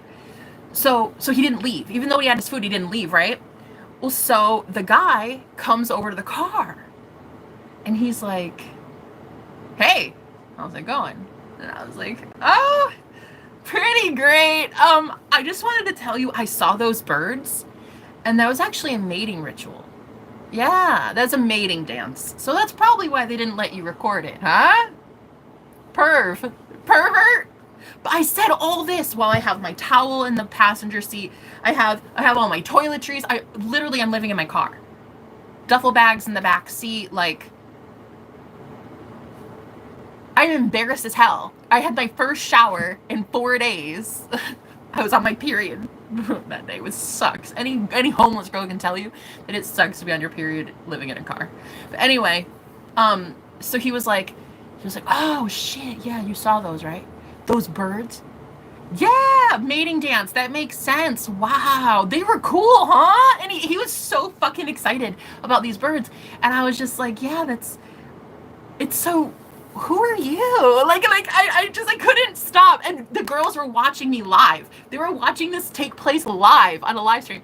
And I was like, oh my God, like that's so cool, right? And he goes, oh my, he reached his hand in the window, and he's like, hi, my name's Sebastian. It's really nice to meet you. And I was like, oh my God, it's nice to meet you too, you know? Wow, that's incredible. Your name is Sebastian? Damn. That's fucking epic. Okay, cool. And he's like, so I have to have your phone number right now. And he pulled out his phone again, and he gave me the phone so I could put my phone number in. And he's like, I need it right now. That's it. Like, he was so fucking confident. I don't know. I was confident, and he was confident. He was matching my confidence, and I don't know where the fuck it came from. But because here I am, a girl on the rag, her first day, and living in a car, doing readings for people at a Jack in the Box Wi-Fi. So I was like, okay, like I gave him my number, right? And all the girls were just like, Jenna, what the fuck? My friends were like, oh my God, is this that Jenna magic? What is this? Oh my God, what is happening? Everybody was freaked the fuck out. And I kind of was too, because I was like, well, now what? So he left, went to go back inside, and I saw that right after that they had changed his job to like sweeping and mopping the fucking building, the floor in the lobby. And I was like, guys, he is literally Snow White. This is Cinderella. This is a male version of Cinderella. He's a Disney princess. And so I was like watching him through the clear glass, you know, the clear glass, as I watched him secretly mopping and sweeping, and I was just like, no, don't watch him. That's creepy, Jenna. Don't do that. Don't do that. Don't be a creeper. Don't be one of those. Don't do that. Don't. Stop. Don't look at him. What a creeper. Come on. Because I knew he had to be embarrassed too. And I didn't want to be rude. And I felt like he was, you know, maybe embarrassed that he had to do that or something. I don't know. But I was like, stop looking at him. So I would talk to my girlfriends about it. They were like, guys, he's so fucking cute. I don't know why he's so cute and he's so perfect and he's so amazing. But I can't stop looking. So anyway, I was literally still in my live stream, okay? And he texts me while he's working. He texted me and he was like, hey, so you're beautiful. And he just like, there was just so many texts. It was like bing, bing, bing, bing, bing, bing, bing, bing, bing, in 20 minutes tops. Like, it only took 20 minutes for him to start texting me. And it was like, he was so sure about who I was too. Like, there was this instant connection. And he's just like, wow, these soul connections, am I right? The fuck is happening? How did I know that I was going to love him? How did I know? I don't know, but I knew enough to say it out loud. I cannot wait to love that man. And he reiterated the same sentence that I'd been hearing in my head for a couple months. I'd been hearing this quote telepathically in my head. I am yours and you are mine. I'd been hearing that for a while, up to the point that I met Sebastian. I'd been hearing it, but I thought it was just like, oh, that's cute. That's so romantic. I don't know what that's about, but I kept hearing it.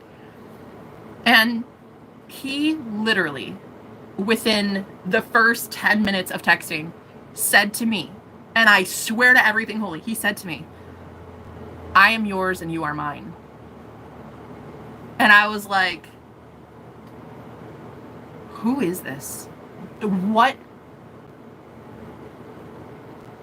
is happening? What is this? I don't know. And the girls were like, girl, you better call him.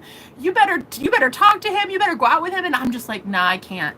I was like, first of all, I'm on my period. You ladies know that we don't feel hella confident on the first day of our period. So I'm like, no, thank you. No, thank you. Also, another thing, I had not shaved my legs in like 4 days. I'm not about to go on a date with a new guy with hairy legs because I had just showered for the first time in 4 days.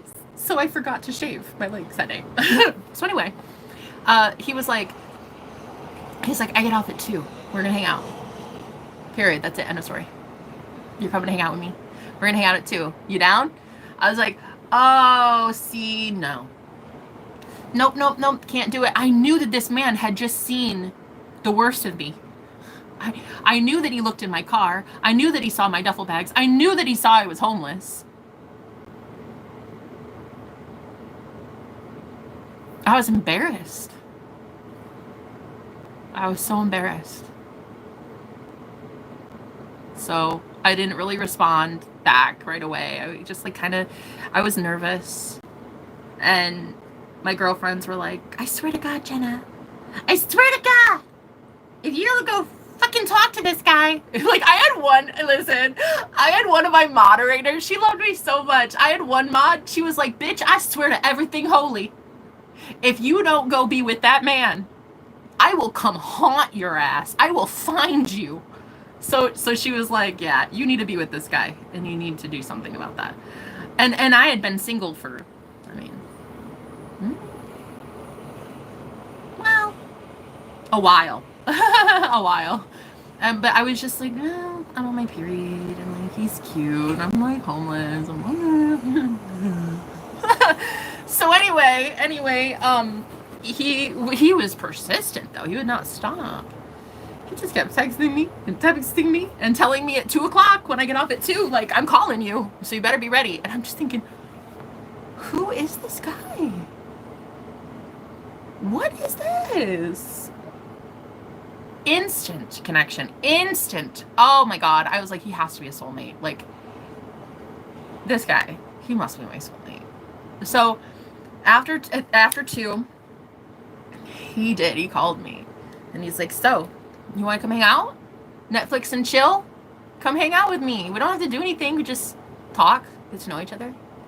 Really laid back, play some video games. What do you want to, what, choose your adventure. What do you want to do? And I was like, listen, you're cute. But like, you're young. Very young. I am 35. And you are, he was like, well, I'm 18. Yeah, about that though. You're very young. So it's going to be a no from me. And he was so persistent. I just literally, he wouldn't take no for an answer. So I was like, okay, I gotta go. So I hung up and I was like, yeah, ain't no way in hell. He might be a legal adult, but honey, that's young. So I was like, no, I can't do that. Once my friends found out too that he was 18, they were like, he's 18, that's legal. Girl, what are you fucking doing? And I'm like, no. Mama ain't a cougar, okay? I'm not a cougar. I wasn't out hunting. I'm not a cougar. I'm not doing that. So he'd call me back. Okay, you coming over? You want to hang out? You want to go somewhere and go on a date? What do you want to do? I don't know you, though. I don't know you. I don't understand. Do you not understand? No. So anyway, he just, and then I was like, okay, and so then I had to tell him the excuse why. I was like, literally, man, like, I'm on my period. Women don't love to be on a date on a period. It's just a thing. Okay, on the first day of the period, that's the day that you want to avoid her like the plague. Please.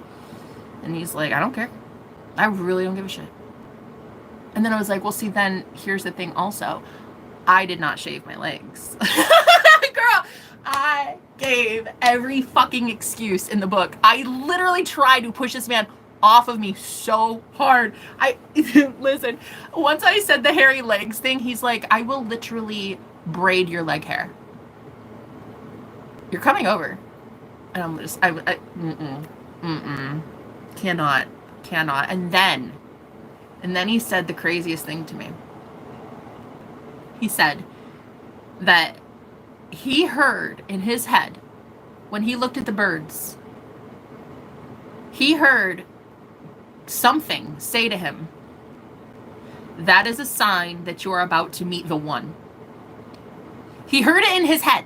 He told me that he looked down at the birds and heard, that is a sign of your true counterpart coming in. And then he told me that on the phone, and I was like, dude. He's like, I had no idea that you'd be actually watching the birds with me. Like, that shit is weird. Yeah. So I'm like, oh, damn it. Now what? What, the birds brought us together? Is that what you're fucking saying, huh? And he told me also, he was like, yeah, you know that guy, the dude in the white Suburban? I was like, yeah. He's like, yeah, that old man. He gave me $5 just for talking to you. Wow. He gave him a tip. That guy that was waiting and watching our conversation, turns out he went back to the car, got that guy told him, hey, come here. And because he was talking to me and he saw us in love, he gave that guy, he gave Sebastian $5. That guy gave Sebastian $5 as a tip. He's like, good on you. Good doing that, man. Yeah, you got $5 just for talking to me. That was fun. But yeah, so then I was like, okay, who is this kid? Like, what the fuck? I don't know. I don't know what to do. Girl, I was at such a crossroads. I did not know. I did not know what to do. So I was like, okay, maybe. But like, when I get to your house, because he rented a place. I was like, when I get to your house though, I'm taking a shower. I've been in the hot desert heat all day long. First day of my rag. I'm taking a shower at your house. And I need a razor too. And he's like, oh, aren't you in luck, sweet cheeks? I just bought a whole shit ton of razors. You can have as many as you want. However many you need to weed whack that hair, you can have it. So then, okay, then I'm thinking to myself, like, am I going to actually do this? Oh my God. Like, for real? No, I'm not going to his house. I'm not doing that. I'm not going over there. I'm not doing that. That's not going to happen. That's not a thing. I'm not that girl. I'm not, you know? But it was like this pull. I couldn't stop it. I literally, you guys. So it was about maybe 10 o'clock at night. I went into the Starbucks and I started like, you know, freshening up and like brushing my teeth. And I just like, it was weird. It was very weird. The whole day was weird. I almost felt like it wasn't me, like God was orchestrating something and I had to go with the flow. Like I had to just do it. I don't know. It was like I was in a movie and I was the main character, but I didn't even know that I was the main character of my own show. It was really fucking weird. So anyway, okay. After I went over there, I went to Walmart, got some protective measures. And then I was like, okay, wow. So I'm really going to go over to this guy's house. For real. Like, who is this bad bitch? Like, what is this? So I drove over to his house. He was on the phone with me and I drove over. But when I drove, I went over this pothole and the whole car like shook. It was like boom. And I screamed because I was so scared. I didn't know what had just happened. I went over a pothole trying to find his place. And he was like, are you okay? Are you all right? And the concern in his voice, I couldn't even believe it. Like,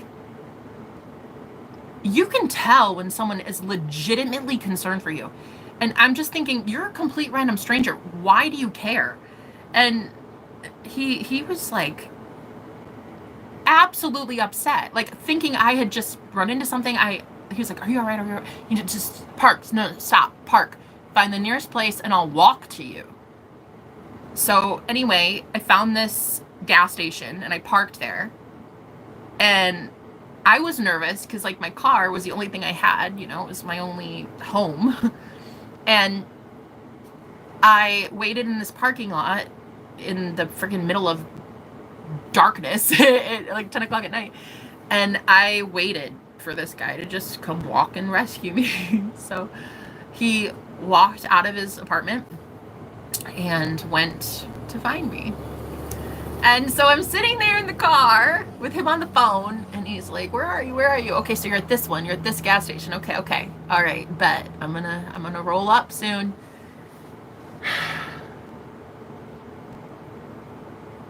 I have to say, it was the most beautiful moment of my entire life. It was like I was looking in the rearview mirror and I saw him quickly walking towards me. And it was like, I don't know, it was like seeing an angel in the rearview mirror want to come rescue me in a way. It was just really, it was beautiful actually. And I just was like madly in love with a complete stranger in about a day. I didn't know why, but I was.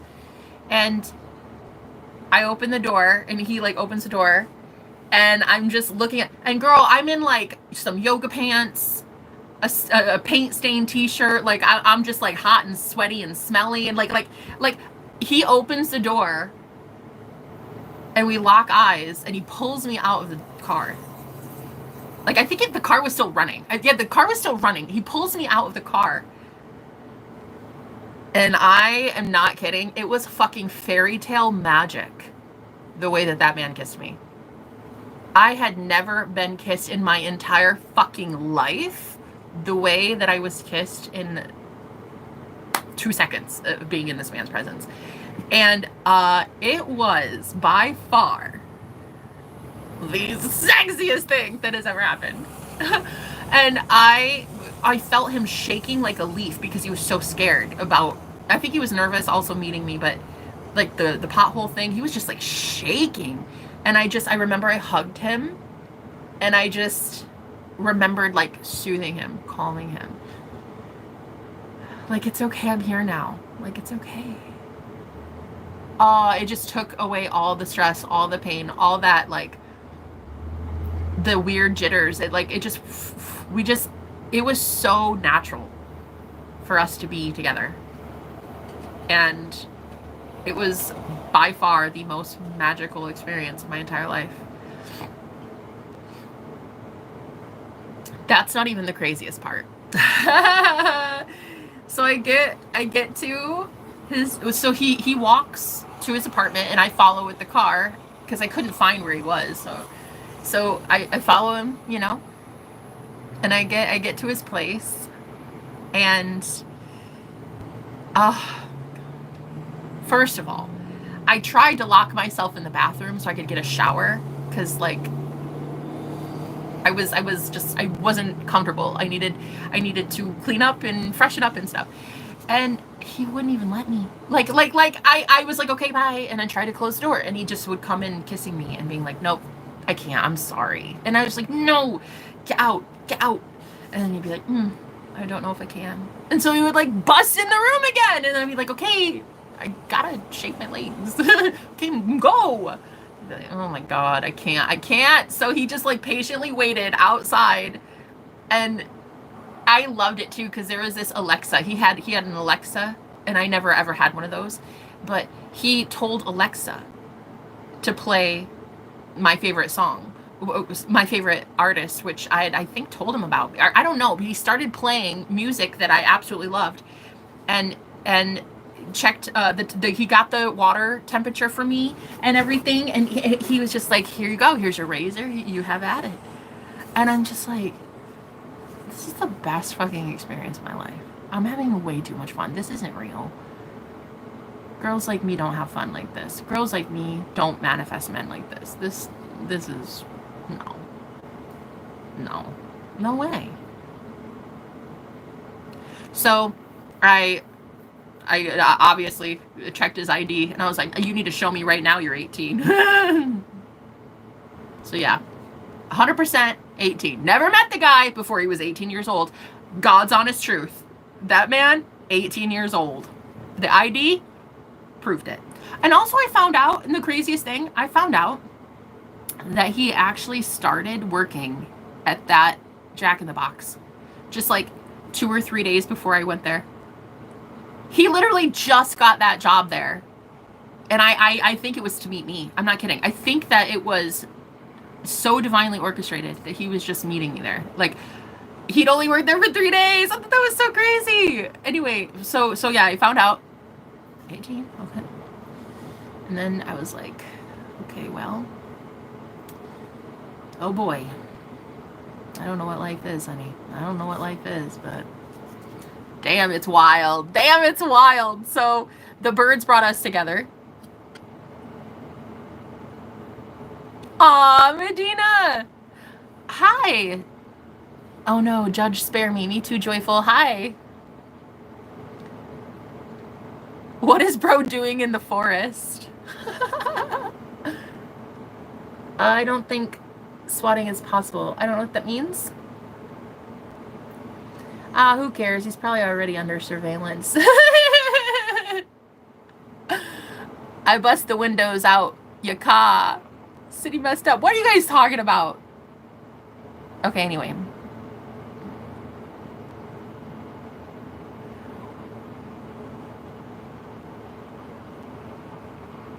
I think it's because I don't understand anything you're saying. It's top shelf Coca-Cola. Mexican cola is built different. True. Facts. Oh, by the way, you say Mexican. So funny.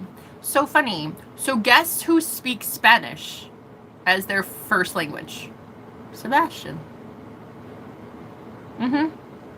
A white redhead. A ginger. Speaks Spanish as his first language because he was raised in Mexico. So we lived in Arizona and he was raised in Mexico. So yeah. I was like, wow, didn't see that coming. Didn't see that coming. So anyway, let's get back to the story. So, scroll down, damn it, woman. God, Medina, I love you. We're joking around, Jenna. We all became friends.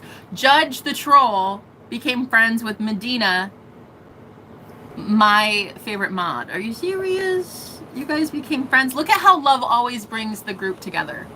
Let me keep telling you about Sebastian, the great Saint Sebastian. Let me tell you. Up to this point, I had been having thousands of people watch me every day on live streams, sending me so much hate. Trolls. I'm talking fat jokes, death threats, dox threats, like literally scamming me, telling people I was a scammer, all this horrible, horrible stuff, right? Horrible. And once I got to his apartment, he told me I'm only staying for one night. That we agreed on that. I was like, I'll stay the night, but just one night, okay? And that's it. And then I'm gonna go back tomorrow, back to my life, okay? And so yeah, 4 days later, I ended up being there like 4 days. Didn't even leave the house.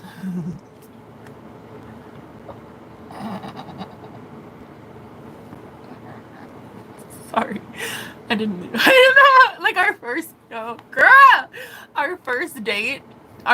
date was literally going to the laundromat at his place. That was our first date, was laundry. Oh my god, it was so fucking fun too. Because like weed was legal in Arizona, so I was smoking, and I went to go put money in the dryer. And then I came back like 30 minutes later and bitched and moaned at him because the dryer ate my money and never dried my clothes. And so he walks over to the laundromat with me and he's like, oh shit, you put the money in the wrong one, huh? Yeah. Wow. That's what it is. That's what it is. You put all that money in the wrong dryer. Fun. That's because I was so baked. I didn't know what the fuck time it was. I didn't know anything. I just knew quarters, machine, that's it. So anyway, yeah, I really loved some marijuana back in my Arizona days when THC was fun. Nebraska, get it right. Come on, Nebraska, wake the fuck up. Get it the fuck right. Because you keep getting it the fuck wrong. So Arizona had their head on straight. Arizona, legal for days, baby. Legal for days. So anyway, I would partake in the festivities all on my own, and I went so high. This one time, while I was high, there was this huge mirror in front of, on his wall, okay? And it took up the entire wall. A whole wall of a mirror. Okay. I'm like, I might be narcissistic, but hey buddy, you like yourself a little too much. You got a whole mirror like that, okay? You think I'm a narcissist. Anyway, so this one time, smoking that cannabis, I was in cannabis, honey, because I literally came out of my body. Like that kind of high. Like that kind of high. And all of a sudden, we were wondering why, when we would wake up in the morning, he would have puncture wounds in his chest, like little marks on his chest, like somebody had shot something in his chest. And I would wake up to claw marks and bruising on my legs, like somebody had attacked me. And we couldn't figure out what was happening. Like neither one of us had that until we met. And the bruising on my leg, he was like, did I do that to you? I'm like, fuck no, you didn't do that to me. You're what, like $130? Soaked in wet? You didn't do this to me. We didn't know what was happening. But so one time I got high and I literally came out of my body. And I was like so high, girl, that I actually saw him over my body, praying over my body, quite similar to my ex-husband in a way, but this one was way different. He was speaking in Spanish over my body, and I saw 8 to 10 monks, like Spanish monks, psychically. While I was out of my body, I saw men, Spanish monks, all around the bed, praying with him in Spanish over my body. Yeah. Yup, that shit happened. I saw that shit. And it was so weird because they were like these, they were all in these like black robes, like you would see monks, you know, in like a History Channel show or some shit. I saw them all speaking in Spanish. However, it wasn't Spanish. It was Latin. It was old school Latin. I heard them speaking in tongues. I heard Latin. As God is my witness, girl. As God is my witness. And so, because I was possessed, I had a lot of demonic attachments because of all the negative energy that I was receiving from my live streams and from people just all over, really. Thousands of hate comments every single day. And I was literally, people had sent their demonic energies my way. And so anyway, he started praying over my body, speaking in Spanish / Latin, and casting out demons straight up. I mean that. The dude was performing an exorcism in live time. 18 years old. Like he had done this a million fucking times. Okay? So when I was in spirit, not in my body, I kept hearing that the reason I was being attacked was the mirror. And I would channel later on the mirror. And I don't know what that really means, but I associated it with the mirror. The mirror is the problem. The mirror is the issue. It is a portal. Mirrors are portals. Your phone screen is even a black mirror. Like, mirrors are fucking problems if you don't bless it.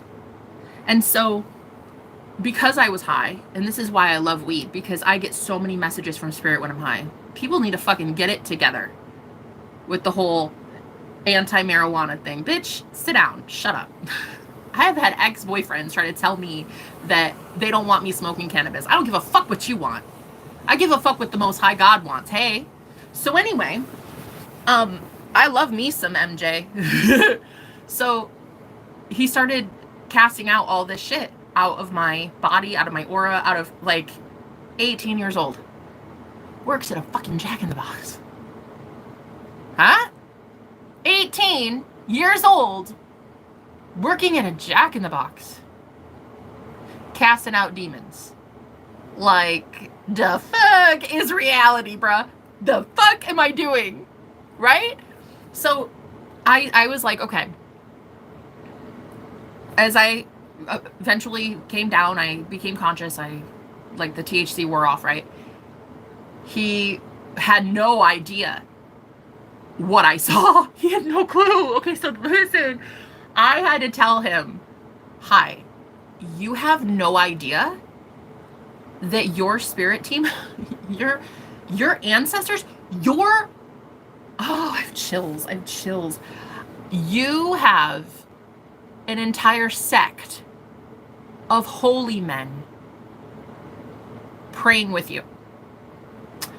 And because, again, when I get high like that and then I come back down, my third eye opens so much that I can see shit clearly, clear as day. So he had his shirt off, and I looked at him. I looked at his body, and I saw armor. I saw a literal shield of protection around Sebastian. I saw a shield. I saw a holy man, a high priest. And I remember I said to him, I said, you have no fucking clue what you just did. I said, are you telling me that you're my high priest and you work at a Jack in the Box? And then he goes, are you telling me that you're my high priestess and you live in your car? Oh, okay, touche. No, okay, that makes sense. Yeah. I loved that guy. He had $19 to his name, and he rode a bicycle. He rode a bike to work. Fucking loved everything about that guy. He had rags just like I did. He had been in gangs. He had been escaping so many cults, so many abusive, narcissistic people. He had been dealing with the exact same thing that I was, that God literally brought us together. It was temporary, though. It was very short-lived. Once his mom found out that I was 35, and he's certainly not, that is when everything came to a halt. And she hated my guts. Well, I mean, hey, just trying to protect her son, I'm sure. But it got pretty bad. I was not allowed to even show up anymore. He was threatened. He was told, if I ever see her face around here again, you'll be homeless with her. So I just left. I left. I didn't want him to be homeless. I knew that the threat of, if only one of us were going to have to live on the streets, I only wanted it to be me. So I left. And it's the fucking hardest thing in the whole world. And every, 6 weeks or so, every 4 to 6 weeks, he'd call me for, 30 seconds. Just to even hide it, on a blocked number, or just... He there was a couple times he actually braved it and called on his regular number, but... Because they were on, a family plan, so I think he was really actually risking a lot to call me. But every, 4 to 6 weeks, maybe, he'd call for just, 30 seconds. Are you okay? Are you safe? I love you. Click. Are you okay? Are you safe? I love you. Click.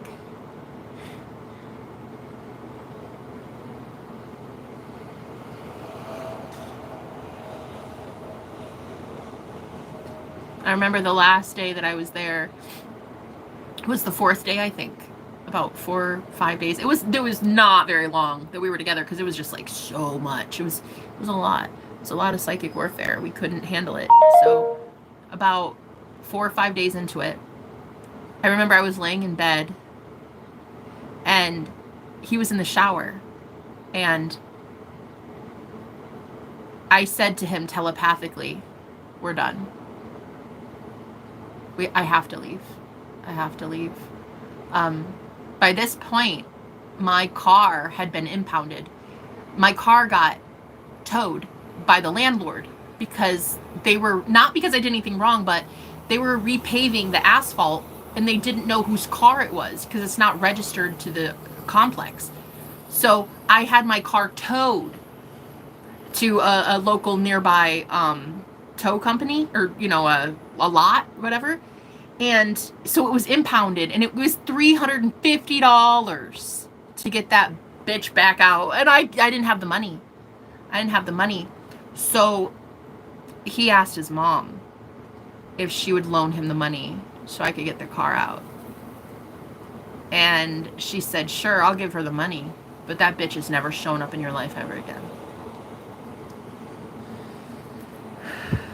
And I remember the last day that I was there, after she had said that, she told him, sure, I'll get it out,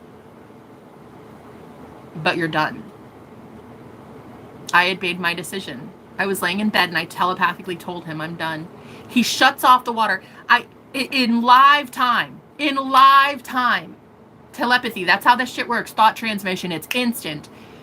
In live time, he shuts off the water. I heard it. I heard him turn off the water, get out, while still wet in a towel. He runs into the bedroom, runs on the bed, jumps on the bed, like a little kid, like with his knees just like looking at me, and he grabs my face. He says, you're not leaving.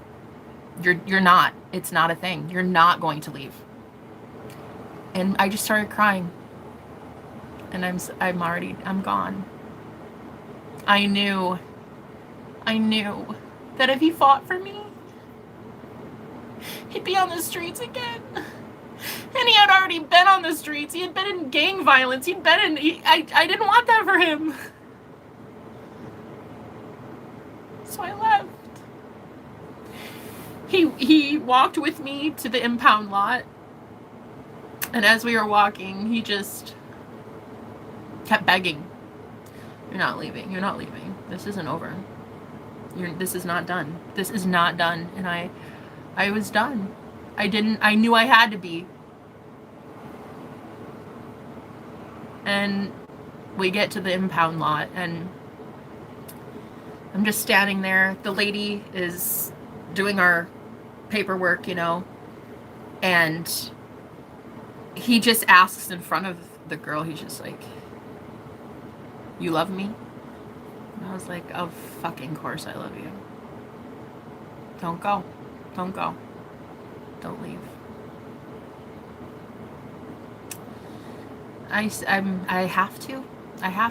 I knew that she was gonna be serious about it and get him out. Like, she owned the house, but he paid rent. So I knew. I was like, no, I can't. I'm leaving. I have to go. And then he walked me out to my car, and he looked at me and he said, I'll always protect you. I'm never going to stop protecting you. And then I turned right and he walked left. And it was, I wanted to die. It's the worst day of my entire life. I just wanted it over. I didn't even care.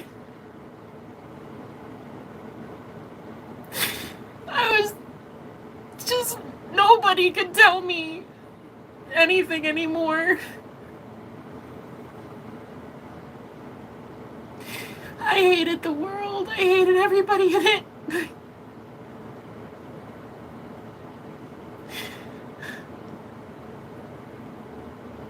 And I went to go back living in my car. But at this point, I didn't care anymore.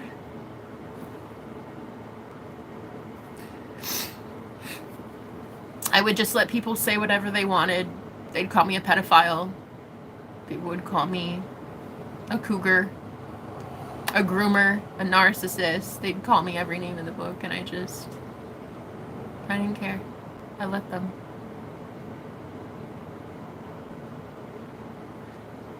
And then several months went by. I about every 4 to 6 weeks, he would risk a lot, and he would call me. And again, he would just be, "Hi, I love you. Are you okay? Are you safe? I love you. Bye." And he'd hang up. And it would be so quick, like 30 seconds. And then I don't know. I don't know what happened, but one time, several months later, I was living in an Airbnb. I was able to make it. I mean, I was barely getting by. I was able to live in a really cheap place. I had 6 roommates. It was not conducive. It was not good at all. I actually worked for the Airbnb to get like cheaper rent. So I actually worked as the Airbnb hostess. So I was the cleaner. I was the lady that would bring in, like, help people bring in bring in their baggage, stuff like that. And if they needed like any problem, like if they had problems with their key codes or anything, linen, stuff like that. So I basically ran this Airbnb so that I could have cheaper rent there. Still, I was paying more than I've ever paid anywhere for rent, and it was kind of ridiculous that I had to pay that much. But whatever. It got to a point where I couldn't afford it anymore, and I was about to be homeless. And one day, I had this friend who was also a high priest, and a very godly man. And he and I were on the phone praying over my situation because we didn't know what to do. I was about to be in a shelter. Like, I didn't even know if a shelter would have me. I didn't even know if they had a bed. And I had heard that the shelters in Mesa are definitely not something you want to participate in. So I had no idea what to do. So I called my friend on the phone, and he prayed with me. And literally, this is the craziest shit ever. He prayed with me, and before we even got done with the prayer, like before we could even say amen, Sebastian was calling me. And I hadn't talked to him in months. I hadn't seen him in, I don't know how that, months. And he called me literally on the phone while I'm praying. I am literally praying to God. Please, God, I cannot. I'm 2 hours away from checkout. I'm 2 hours away from homelessness. I work for the lady, but she didn't give a shit about me. She didn't care that I was about to be on the street. She didn't care. The other employee that worked there, he was the maintenance guy. He really liked me. We were like really very good friends, but he couldn't even do anything. Like, he was friends with the owner, but he couldn't get me a cheaper rate or anything. So even he knew I was about to be on the street, and there was nothing that could happen. So I said, okay, well, all right, God, like, just do something. I don't know, do something. Please do something. And sure as shit, Sebastian called. And I declined it, because I was just shocked. I was like, what the fuck? So I declined it. And then he called again, and I declined again. And again and again. I damn near a dozen times. And then he would blow up my phone with texts. And you guys, literally, I hadn't heard from him in months. And here it was. Text, ding, ding, ding, ding, ding, ding. Again, like, I need you here now. You need to get here. You need to get safe. I need to be here for you. You have got to be here now. And started confessing, like, I'm in love with you. I've been in love with you. There is no one else. There will never be anyone else. I don't give a fuck what my mom says. You're coming here now. It was like this overwhelming urge he had to protect me and keep me safe. And I was only in the neighboring city. I was only one city over. So I was like telling my friend, like, what the fuck do I do? Is this what I think it is? Is this from the devil, or is this a God thing? And he's like, I don't know. I don't think you have a choice. I think this might be it. Like, at least for right now, at least for tonight. Like, I don't know. And I was like, okay. I have to tell you, the excitement that I had to see Sebastian again, it was the best feeling in the entire fucking world. It was like, no way this is happening. Do I get to seriously see this man? Do I get to see him tonight? I get to like hold him? I get to, are you serious? Like, there's no way. And I just was like, okay, I guess I have no other choice. Like, it's either this or a homeless shelter, with a fucking easy choice for anybody to make. So I went back. I went and I drove. I told the Airbnb host, I was like, I'm out. I told the maintenance guy, my friend, I said, I'm going to go stay with a friend maybe for a couple days. Like, I don't know where I'm going. I don't know what's going to happen, but I'm low on funds. I can't do this right now. So thank you guys for your hospitality, but I can't do it right now. And it was because it was really hella expensive. Mesa? To live there in Arizona at all is expensive. And here I was, single, independent, trying my best to keep up with it. It was just too much. And so I got to, well, I called Sebastian on the phone. I was like, are you fucking serious? Like, this is going to be intense. Like, if your mom finds out. And he confirmed. He's like, yeah, she already told me if she ever sees you again, finds out that you're here, I'm on the streets. So here he was, risking everything to make sure that I had a place. And, oh my God, girl. I'd get there.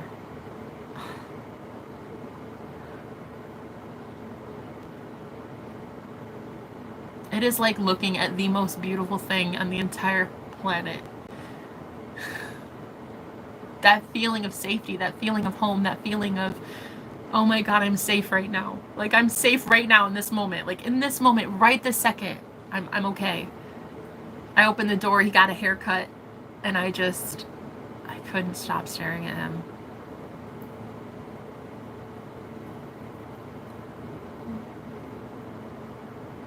He was the most beautiful thing I'd ever seen.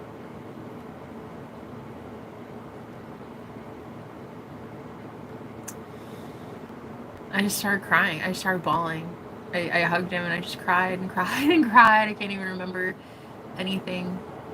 Just that feeling, that euphoria, that like you can finally collapse into a man and you'll be okay. Because up to that point, I had been doing it all my own, you know? I was just struggling. I wasn't thriving. I was surviving. And just to see him even for a split second, like, oh my God. The relief. I couldn't even believe how much I loved him. I've never felt anything like that. And it was so euphoric. And I just like kind of collapsed into him. Like, take this pain, take it all. Please do it. Please just take it. And he knows who he is. He knows that he's a high priest. He knows he's an earth angel. He knows he's a healer. He knows who he is. El Cristo, as he would say. El Cristo, the Christ. He knows who he is. So I just said, please take it. Take all of it, please. And I remember he would always do this thing where he would just like grab my face like this. This was his thing. He would just grab my face and he'd look me in the eyes and he would just talk to me like sternly. And he's like, I love you. And I don't care if I have to leave my mom, I'm leaving. If that's what it takes. And I just remember feeling like, there's no way a man would do that for me. No one does that for a woman. No one does that. No one in my world has ever done that. And I loved him too much to make him do that. I know what homelessness is. I know what being on the streets is. I didn't want that for him. So already, even just, there 5 minutes and he was already telling me like, I'm leaving everything behind for us. And I'm already like, no, you're not, bitch. No, you're not. Once again, I sabotaged it. So I was there maybe like a whole day. Like I think when I spent the night. It might have been 2 nights. I spent the night, and he told me, he's like, I paid my mom back. She can't say shit. I paid her back. It is what it is. And I'm like, yeah, but technically the promise is broken, and you know, like kind of we're betraying her. Like, I promised if we took the money, I would stay away. And there was this like the guilt, you know, that was coming over me. And so anyway, it kind of started bleeding into our relationship. And once she found out that I was there, because he told her. He said to her, you told me that if ever I found somebody, a roommate situation, they pay half, I pay half, and that's fine. You told me that. And she said, yeah, well, I said that about anybody but that bitch. Anybody but Jenna. Anybody but Jenna. Literally anyone but Jenna. And so I was gone.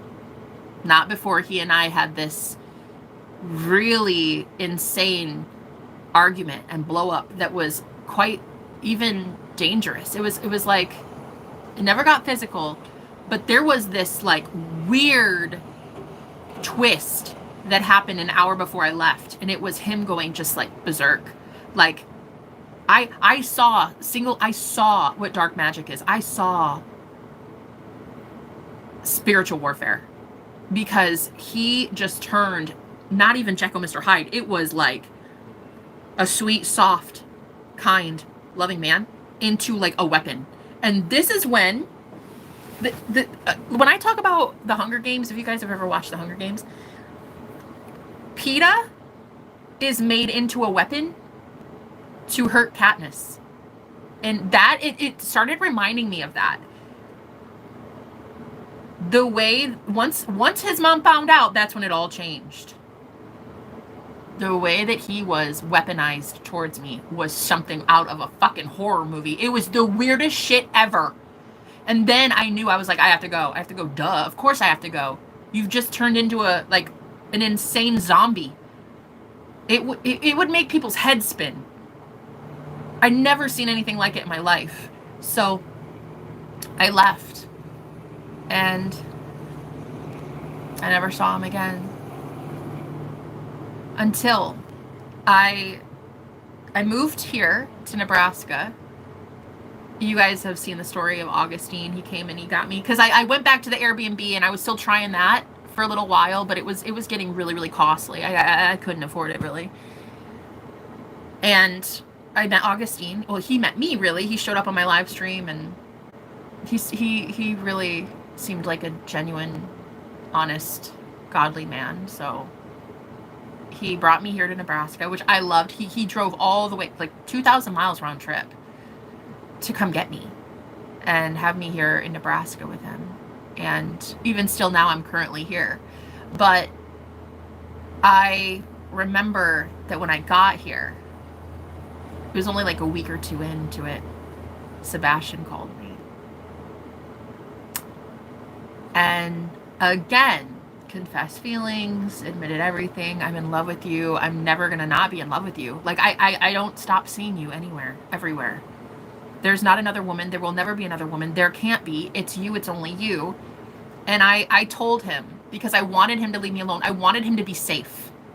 So I said, I don't think about you ever. You're not even a blip on my radar. I don't love you. I don't want you. Don't ever call me again.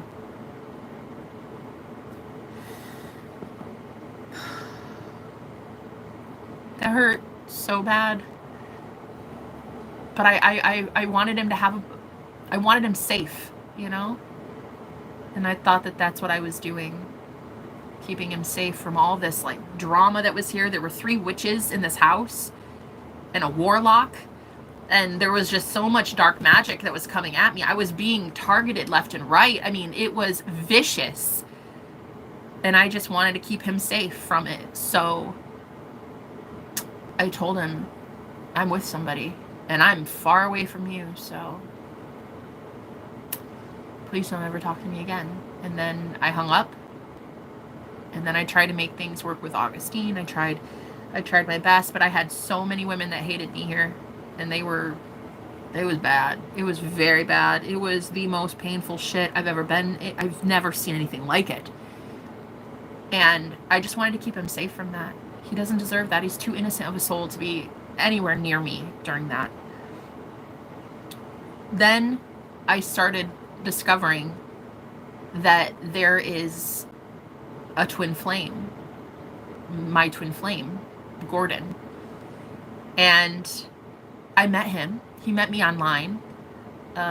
It's a very long story, he and I, but basically, once again, I met Gordon and had to get away from this very toxic place at the time that was hurting me. It was a very toxic environment here.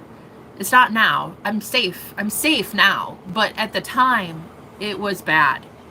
And Gordon saw that it was bad, knew the whole situation, and wanted me to stay with him. So I came to be with my twin flame Gordon, which you guys know and hopefully love. I don't know, I love him, but once I got to, it is the craziest shit ever, because this is how it keeps fucking happening.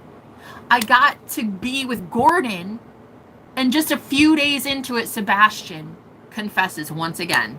I want you. I'm so serious for long-term commitment. I love you. This is it. We're meant to do this. And it's like he never goes away. I had just told him, don't ever fucking talk to me again. And he shows up like, I love you. I need you.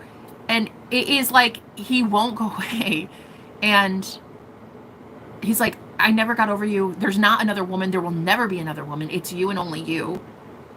And by this point, of course, I mean, I'm honest. I'm a very open book. So I told Gordon this.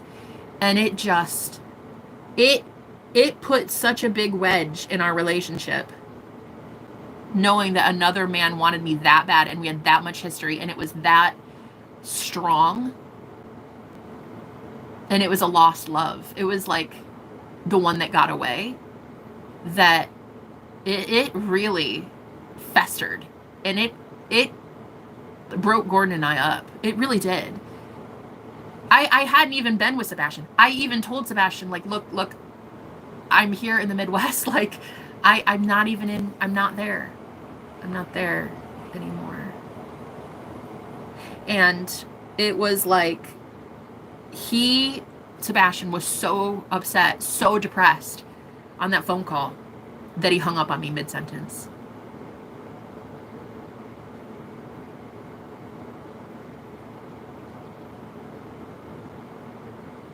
Never talked to me again. And I have to be honest, it's like, maybe it's too little too late. Maybe it's too late for me with him. But he was truly the man that I can honestly say saved my soul. That man took me to God. That man saved my life. There's a few of them that have done that. Gordon has also done that. Augustine has also done that. Those three men have helped save me as a woman. Has helped save me as a soul.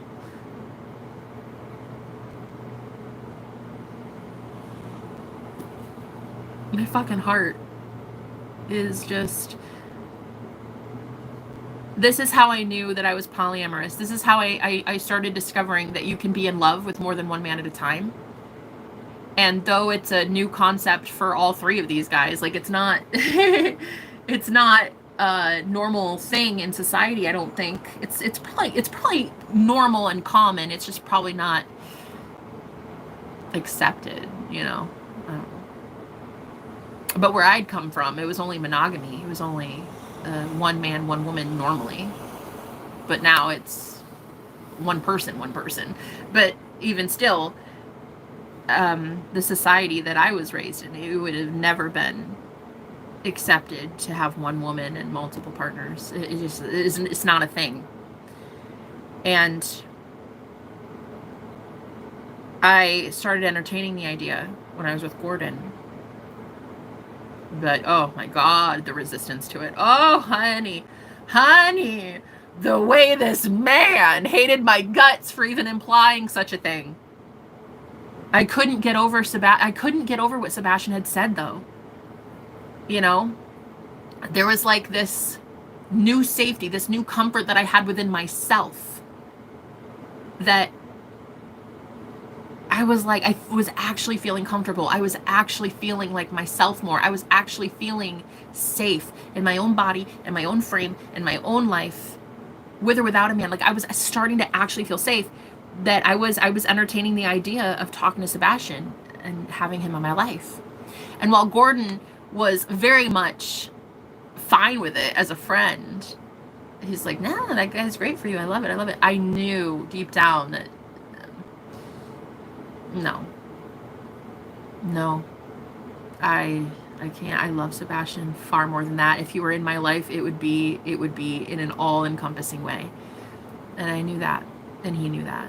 And it started to deteriorate our relationship. It started to make him see me different. I think he claims he didn't, but I believe he started seeing me different as a woman. And it started chipping away at anything good that he and I could have had, because he just knew in the back of his mind there'd always be this guy that I think about now. And I think that broke us up a long time ago. I think when he heard the news, we were over. I think it was like I was lying to myself about how much Gordon and I could sustain it, and how much we could actually be a thing after that. But he was so adamant. Like, he was so upset that he felt something was being taken from him. Like, it was gypped. He felt gypped. He felt like here the universe was giving us this connection, and then all of a sudden my heart wasn't in it because it wanted something else. But I have to be honest with myself, and I have to really truly realize that I don't think my heart's ever been available after Sebastian.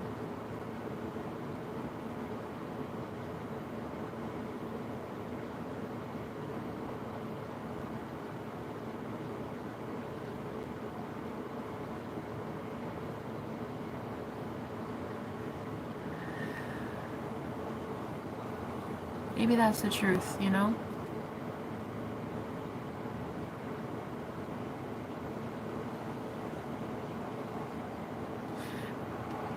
But I do know that I have unconditional love for others. And it is possible for me to love more than one person at a time. And I've seen it. I've witnessed it. I know it's true. I know that I have been in love after Sebastian.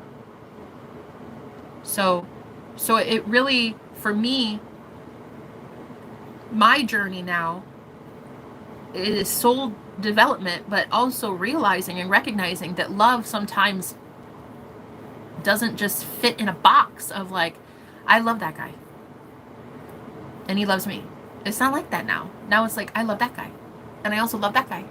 And there are literally two men right now walking in front of the house. Literally. I saw one guy and I said, I love that guy. And then as soon as I said it, I love that guy. So that's fun because there's two friends that are walking right in front of the house, which is very weird, but whatever. So I love that guy and I love that guy. And to know that it is possible. I've witnessed it. I've seen it.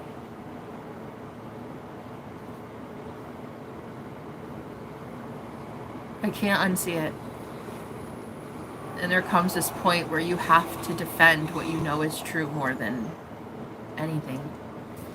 Even losing someone you love. Even losing multiple people you love.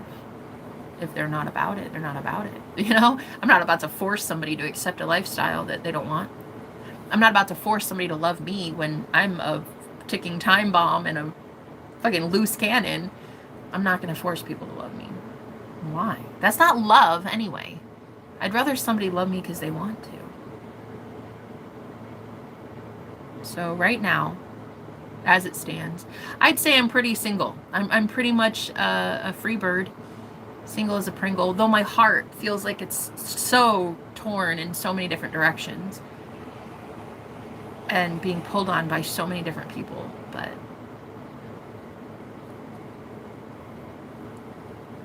I don't know. I just know my heart is capable of loving more than one person at a time. Being in love, romantic love with more than one person at a time. I know that it's possible. And so I had to actually Google what it was that I was feeling, because I didn't even know it was a thing. I didn't even know polyamory was a thing. Multiple loves, that's what it means. Polyamory. Multiple loves. It doesn't always have to be romantic, but in my case it is. And so I didn't even know that was a thing. Like, I'd seen Sister Wives, but I just knew that shit blew up like that because it was this huge cult thing. There was no love in that. And anybody who watches the show could tell you there was zero love in that, okay? So I think that as a girl who was raised monogamous, and I only saw monogamy, I only saw one man and one woman normally, all those ended in abuse or divorce.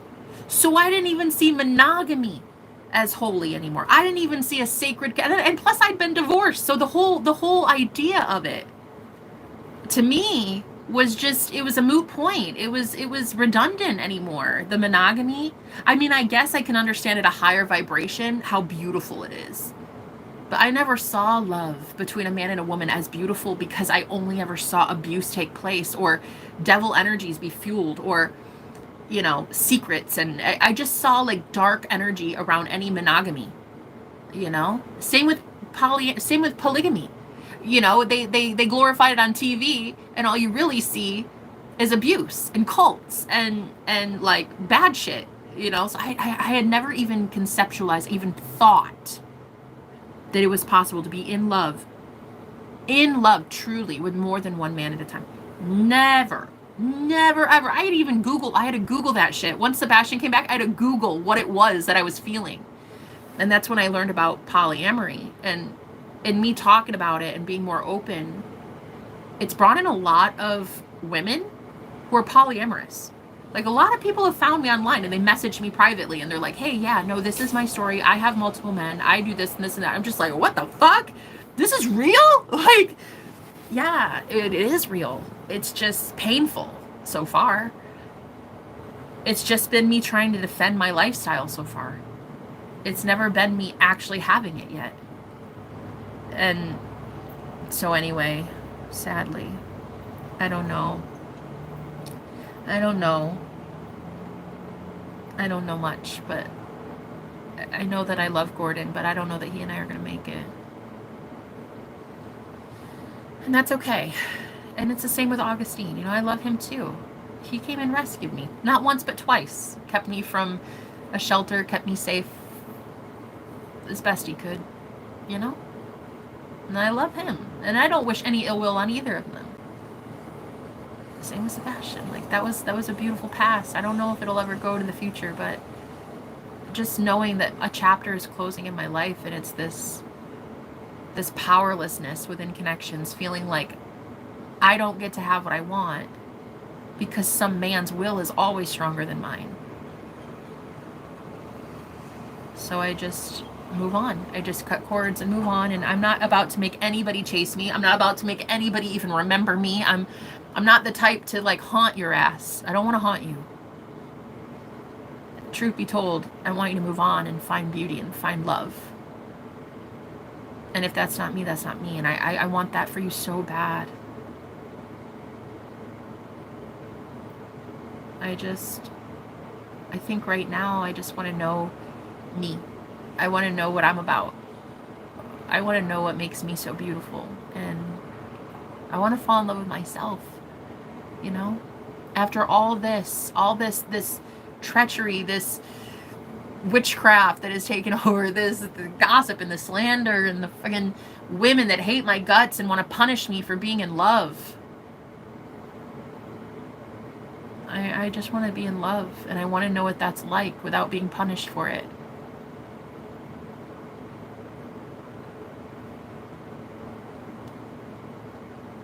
I just want to give my heart a little break for the first time ever in its life. Not a heartbreak, but a break. Just a reprieve, a sanctuary, a vacation. I'm so tired of always being in pain for loving too hard. And never accepting truly that a man could love me that much. Here it was, Sebastian, willing to give up everything for me. And I wouldn't let him. Maybe I should let him. Maybe I should understand that free will exists in the way that not giving him a chance is also stripping him of free will. Isn't it? I mean, normally somebody would feel like it's taking their free will.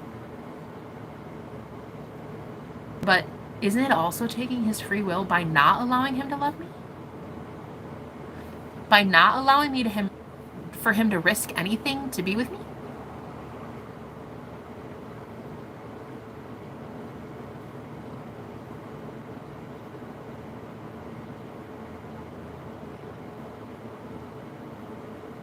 I don't know. But I just know I've been in so many painful romantic relationships that this is why I speak on it so much. This is why I help coach so many people in the art of manifesting love. It's definitely not hard. Maybe keeping love is a little bit more challenging. Accepting love is a little more challenging. Letting it in. Letting it save you. Acknowledging to the universe that you want it. Telling God that you do want it.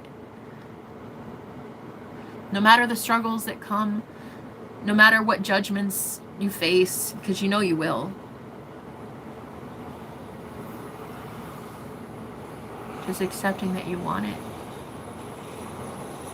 Despite anything. That you want love that bad that you'd risk anything for it. Including walking away from those that don't love you. They don't want to love you, or they can't love you. They're not capable. They can't fully accept it yet. Because there are those that can't. They're not ready. And that's okay. Can you love you enough to walk away? Right? Can you love you enough to be fully changed by love and say, that's okay, I leave you there and I'm gonna move on. I release you with love. I can, and I will, and I do. And I have been doing that for a very long time. All the men that I've wanted desperately. I've loved them with every ounce of my being. My husband, Mike, the one that died in prison, Sebastian, Augustine, Gordon, all of them. You guys have seen them because you've seen my journey. You've seen me, you know about Augustine because you saw him come get me twice. You know about Gordon because he's a moderator and he's my twin and that was a thing. And you know about Sebastian. Sebastian was the first man ever on my live streams. So, I mean, the world knows about these guys. It's not like I'm not like blasting them or anything. They're beautiful. Every last one. They all changed me. They all made me better. My heart hurts. So I'm assuming that's not my heart pain because I'm actually pretty okay with what is happening in my life. The heart pain isn't mine, and so I reject it, and I do not heal anybody's pain for free anymore. That's not on me. It's not my job to alleviate pain for people anymore. I don't transmute that. That's not mine. You will forever have to go to the divine about that. You will forever have to go to God and release your own sadness and your own burdens, because I can quickly and easily move on from anything and anyone. And I'm not going anywhere. I'm going to stick around a while. I'll be where God sends me. I'll be where love takes me. And right now it took me to Nebraska. It took me to Arizona once. It takes me to heaven always. So the pain that I feel is not my own. It's not my darkness. It's not my sadness. It's not my despair. It's not my depression. And I reject it. And I send it back to whomever it is, because I'm not going to transmute that for you. I'm not going to heal that heart pain for you. That is a you thing. I can talk about my story and share this testimony and sit there with you long enough to relay a message, but I will not be in that phase of sadness and despair. And I've already cried enough tears. I'm done. I'm in heaven. There are no tears in heaven. I don't cry there anymore. So I have learned that love is unconditional, it is eternal, and it is plentiful. It is everywhere. I don't limit it to one person. I don't. And I will never be that girl that does that. And if that upsets anybody, I suppose you could stay upset. I don't really care. It's not my job. I am here to take up space in my own world, in my own reality. And in my reality, I'm polyamorous. In my reality, there are multiple men that I'm in love with. And I move on if I ever feel that that's not okay. I move on if I ever feel I'm taking your free will, or if I'm forcing you to love me. I'm not the type to do love spells. I don't care. I don't care to stick around in that. I cut cords, I release you, and I release you in love, and I ask that God give you everything you've ever wanted. I'm not the type to any longer sit here in pain for someone else anymore. I just detach. And I do so quite easily and quite quickly. And because I love myself. Because I love myself and I don't like experiencing pain. So I block anybody that's in my energy that is not with love. Like, if you're not in the vibration that I'm in, you're not going to be in my life. And so I have learned the hard way through dozens of breakups, through a whole lifetime of pain, that it's not mine, it's yours. And you're going to be the one that forever lives with the decisions that you've made.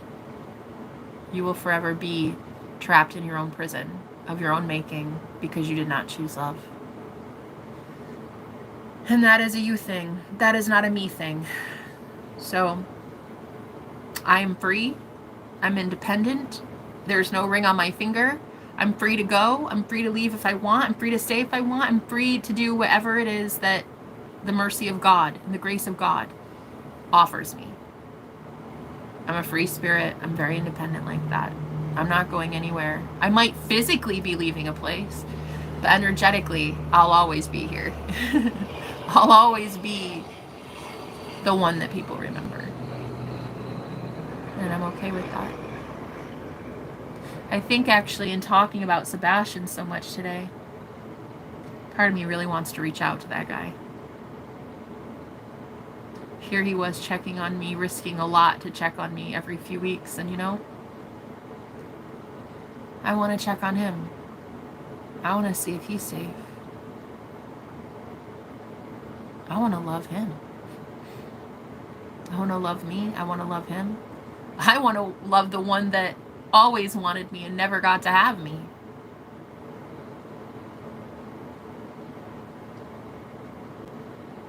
The one that truly saved my soul.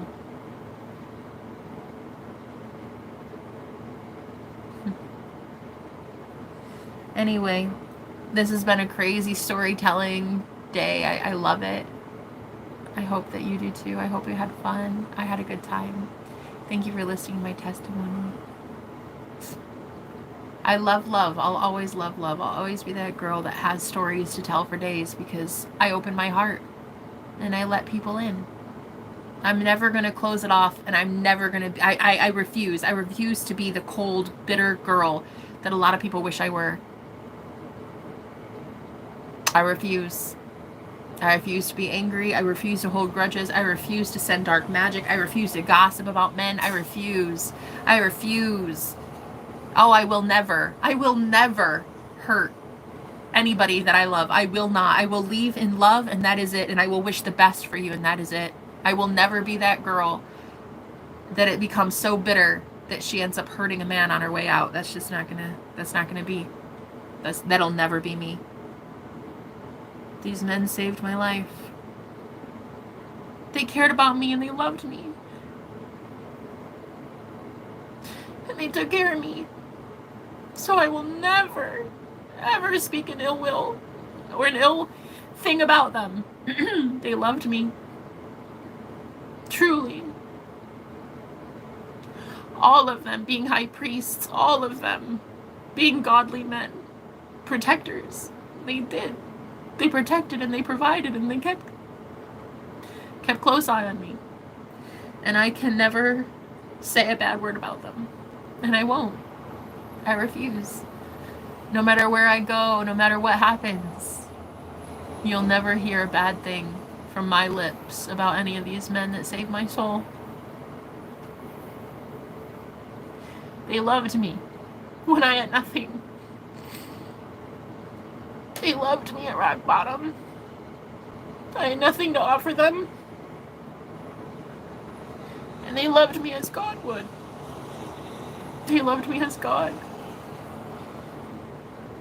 I'll never speak ill will.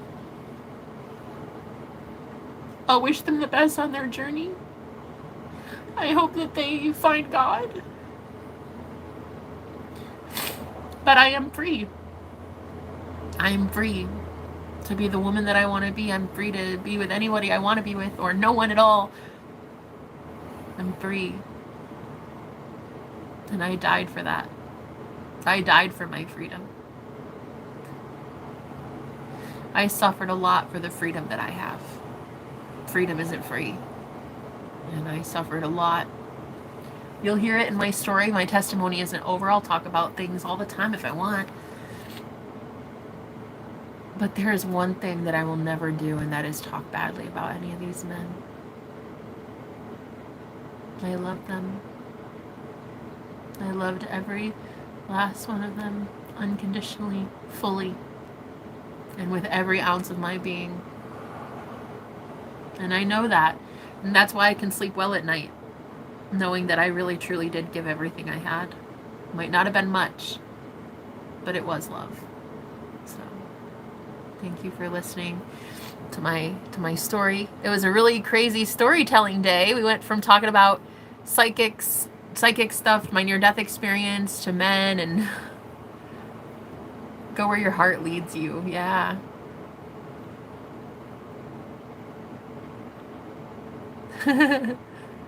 Oh, Medina, thanks for being here. Joyful, I love you. I thank you so much.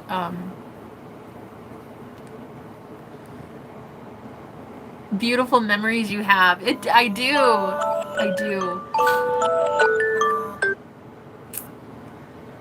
Plenty of evil people needs to go, not you. You are with us. Thanks, Medina. I hate the way you were treated. I can think of plenty running around destroying people in the world. You need to stay, Jenna. The world needs people like you. I'm sure mighty happy and blessed that you are with us. Oh, honey, I love you so much, Medina. You're actually beautiful. Your comments, they make me feel, wow, like so heard, so validated. I miss Jenna being in her car in Arizona. That's when I first found her. No, don't miss that version. Don't will that. I loved that girl too, though. You know. Hi, Callie. That's the spirit. Thanks for being here. You helped me so much with my situation. Did I? Weird and wacky. I like that name. I do. I love that. I'd love to know what makes you weird and wacky. I just want to be transparent. I just want to share my story, share my testimony. This is my life. I have nothing but love for people, and all I want to do is be transparent. The world needs more transparency. So I just want to lead by example, share with you guys who I am, what I stand for, why I'm here. You know? I'm claiming to be a messenger of God. Then I should be a messenger of good. I should talk about the things that uplift and bring light and happiness and joy. It shouldn't be all doom and gloom and sadness all the time. I'm waiting for my next phase. You know, who knows? This next chapter could be something beautiful. It could be beyond anything we've ever experienced as a world, as a planet. It could be the most eye-opening thing. It could be so gorgeous what's about to happen. Like, it could be that God, the same God that orchestrated those birds bringing me to my soulmate, you know, the same good source, the same good love, the same good God, the same good Lord could also do something miraculous for me again soon. You just never know. You never know, but I do know. But I do know a good God. I do know a good love. I know a source of love, and it is God. And I know that that source is good. And so only good comes from God. And so I know that my next phase is a chapter that's unfolding right in front of my face soon. It's going to be good. It's going to be very good. Because I deserve very good. Because I am very good. And I love God. And God loves me. So I don't know. I'm not sure. But it's a journey. And it's a choose your own adventure kind of day. And I think I want to choose my own adventure. And I think I want to fall in love. And I think I want to stay in love. I want to be love. I want to share love. I want to instruct you about love. If love is God and God is love, then I want to instruct you about God. I want to teach you about God. I want to teach the world about love. So that's what I'm going to do. Hi, Warrior Princess. Thank you. Thank you guys so much. I love you. And I hope you guys have a great day. Thank you for listening to this. It's quite the story, Warrior Princess, if you want to go listen. It's good. It's good stuff. Anyway, I'll talk to you guys later.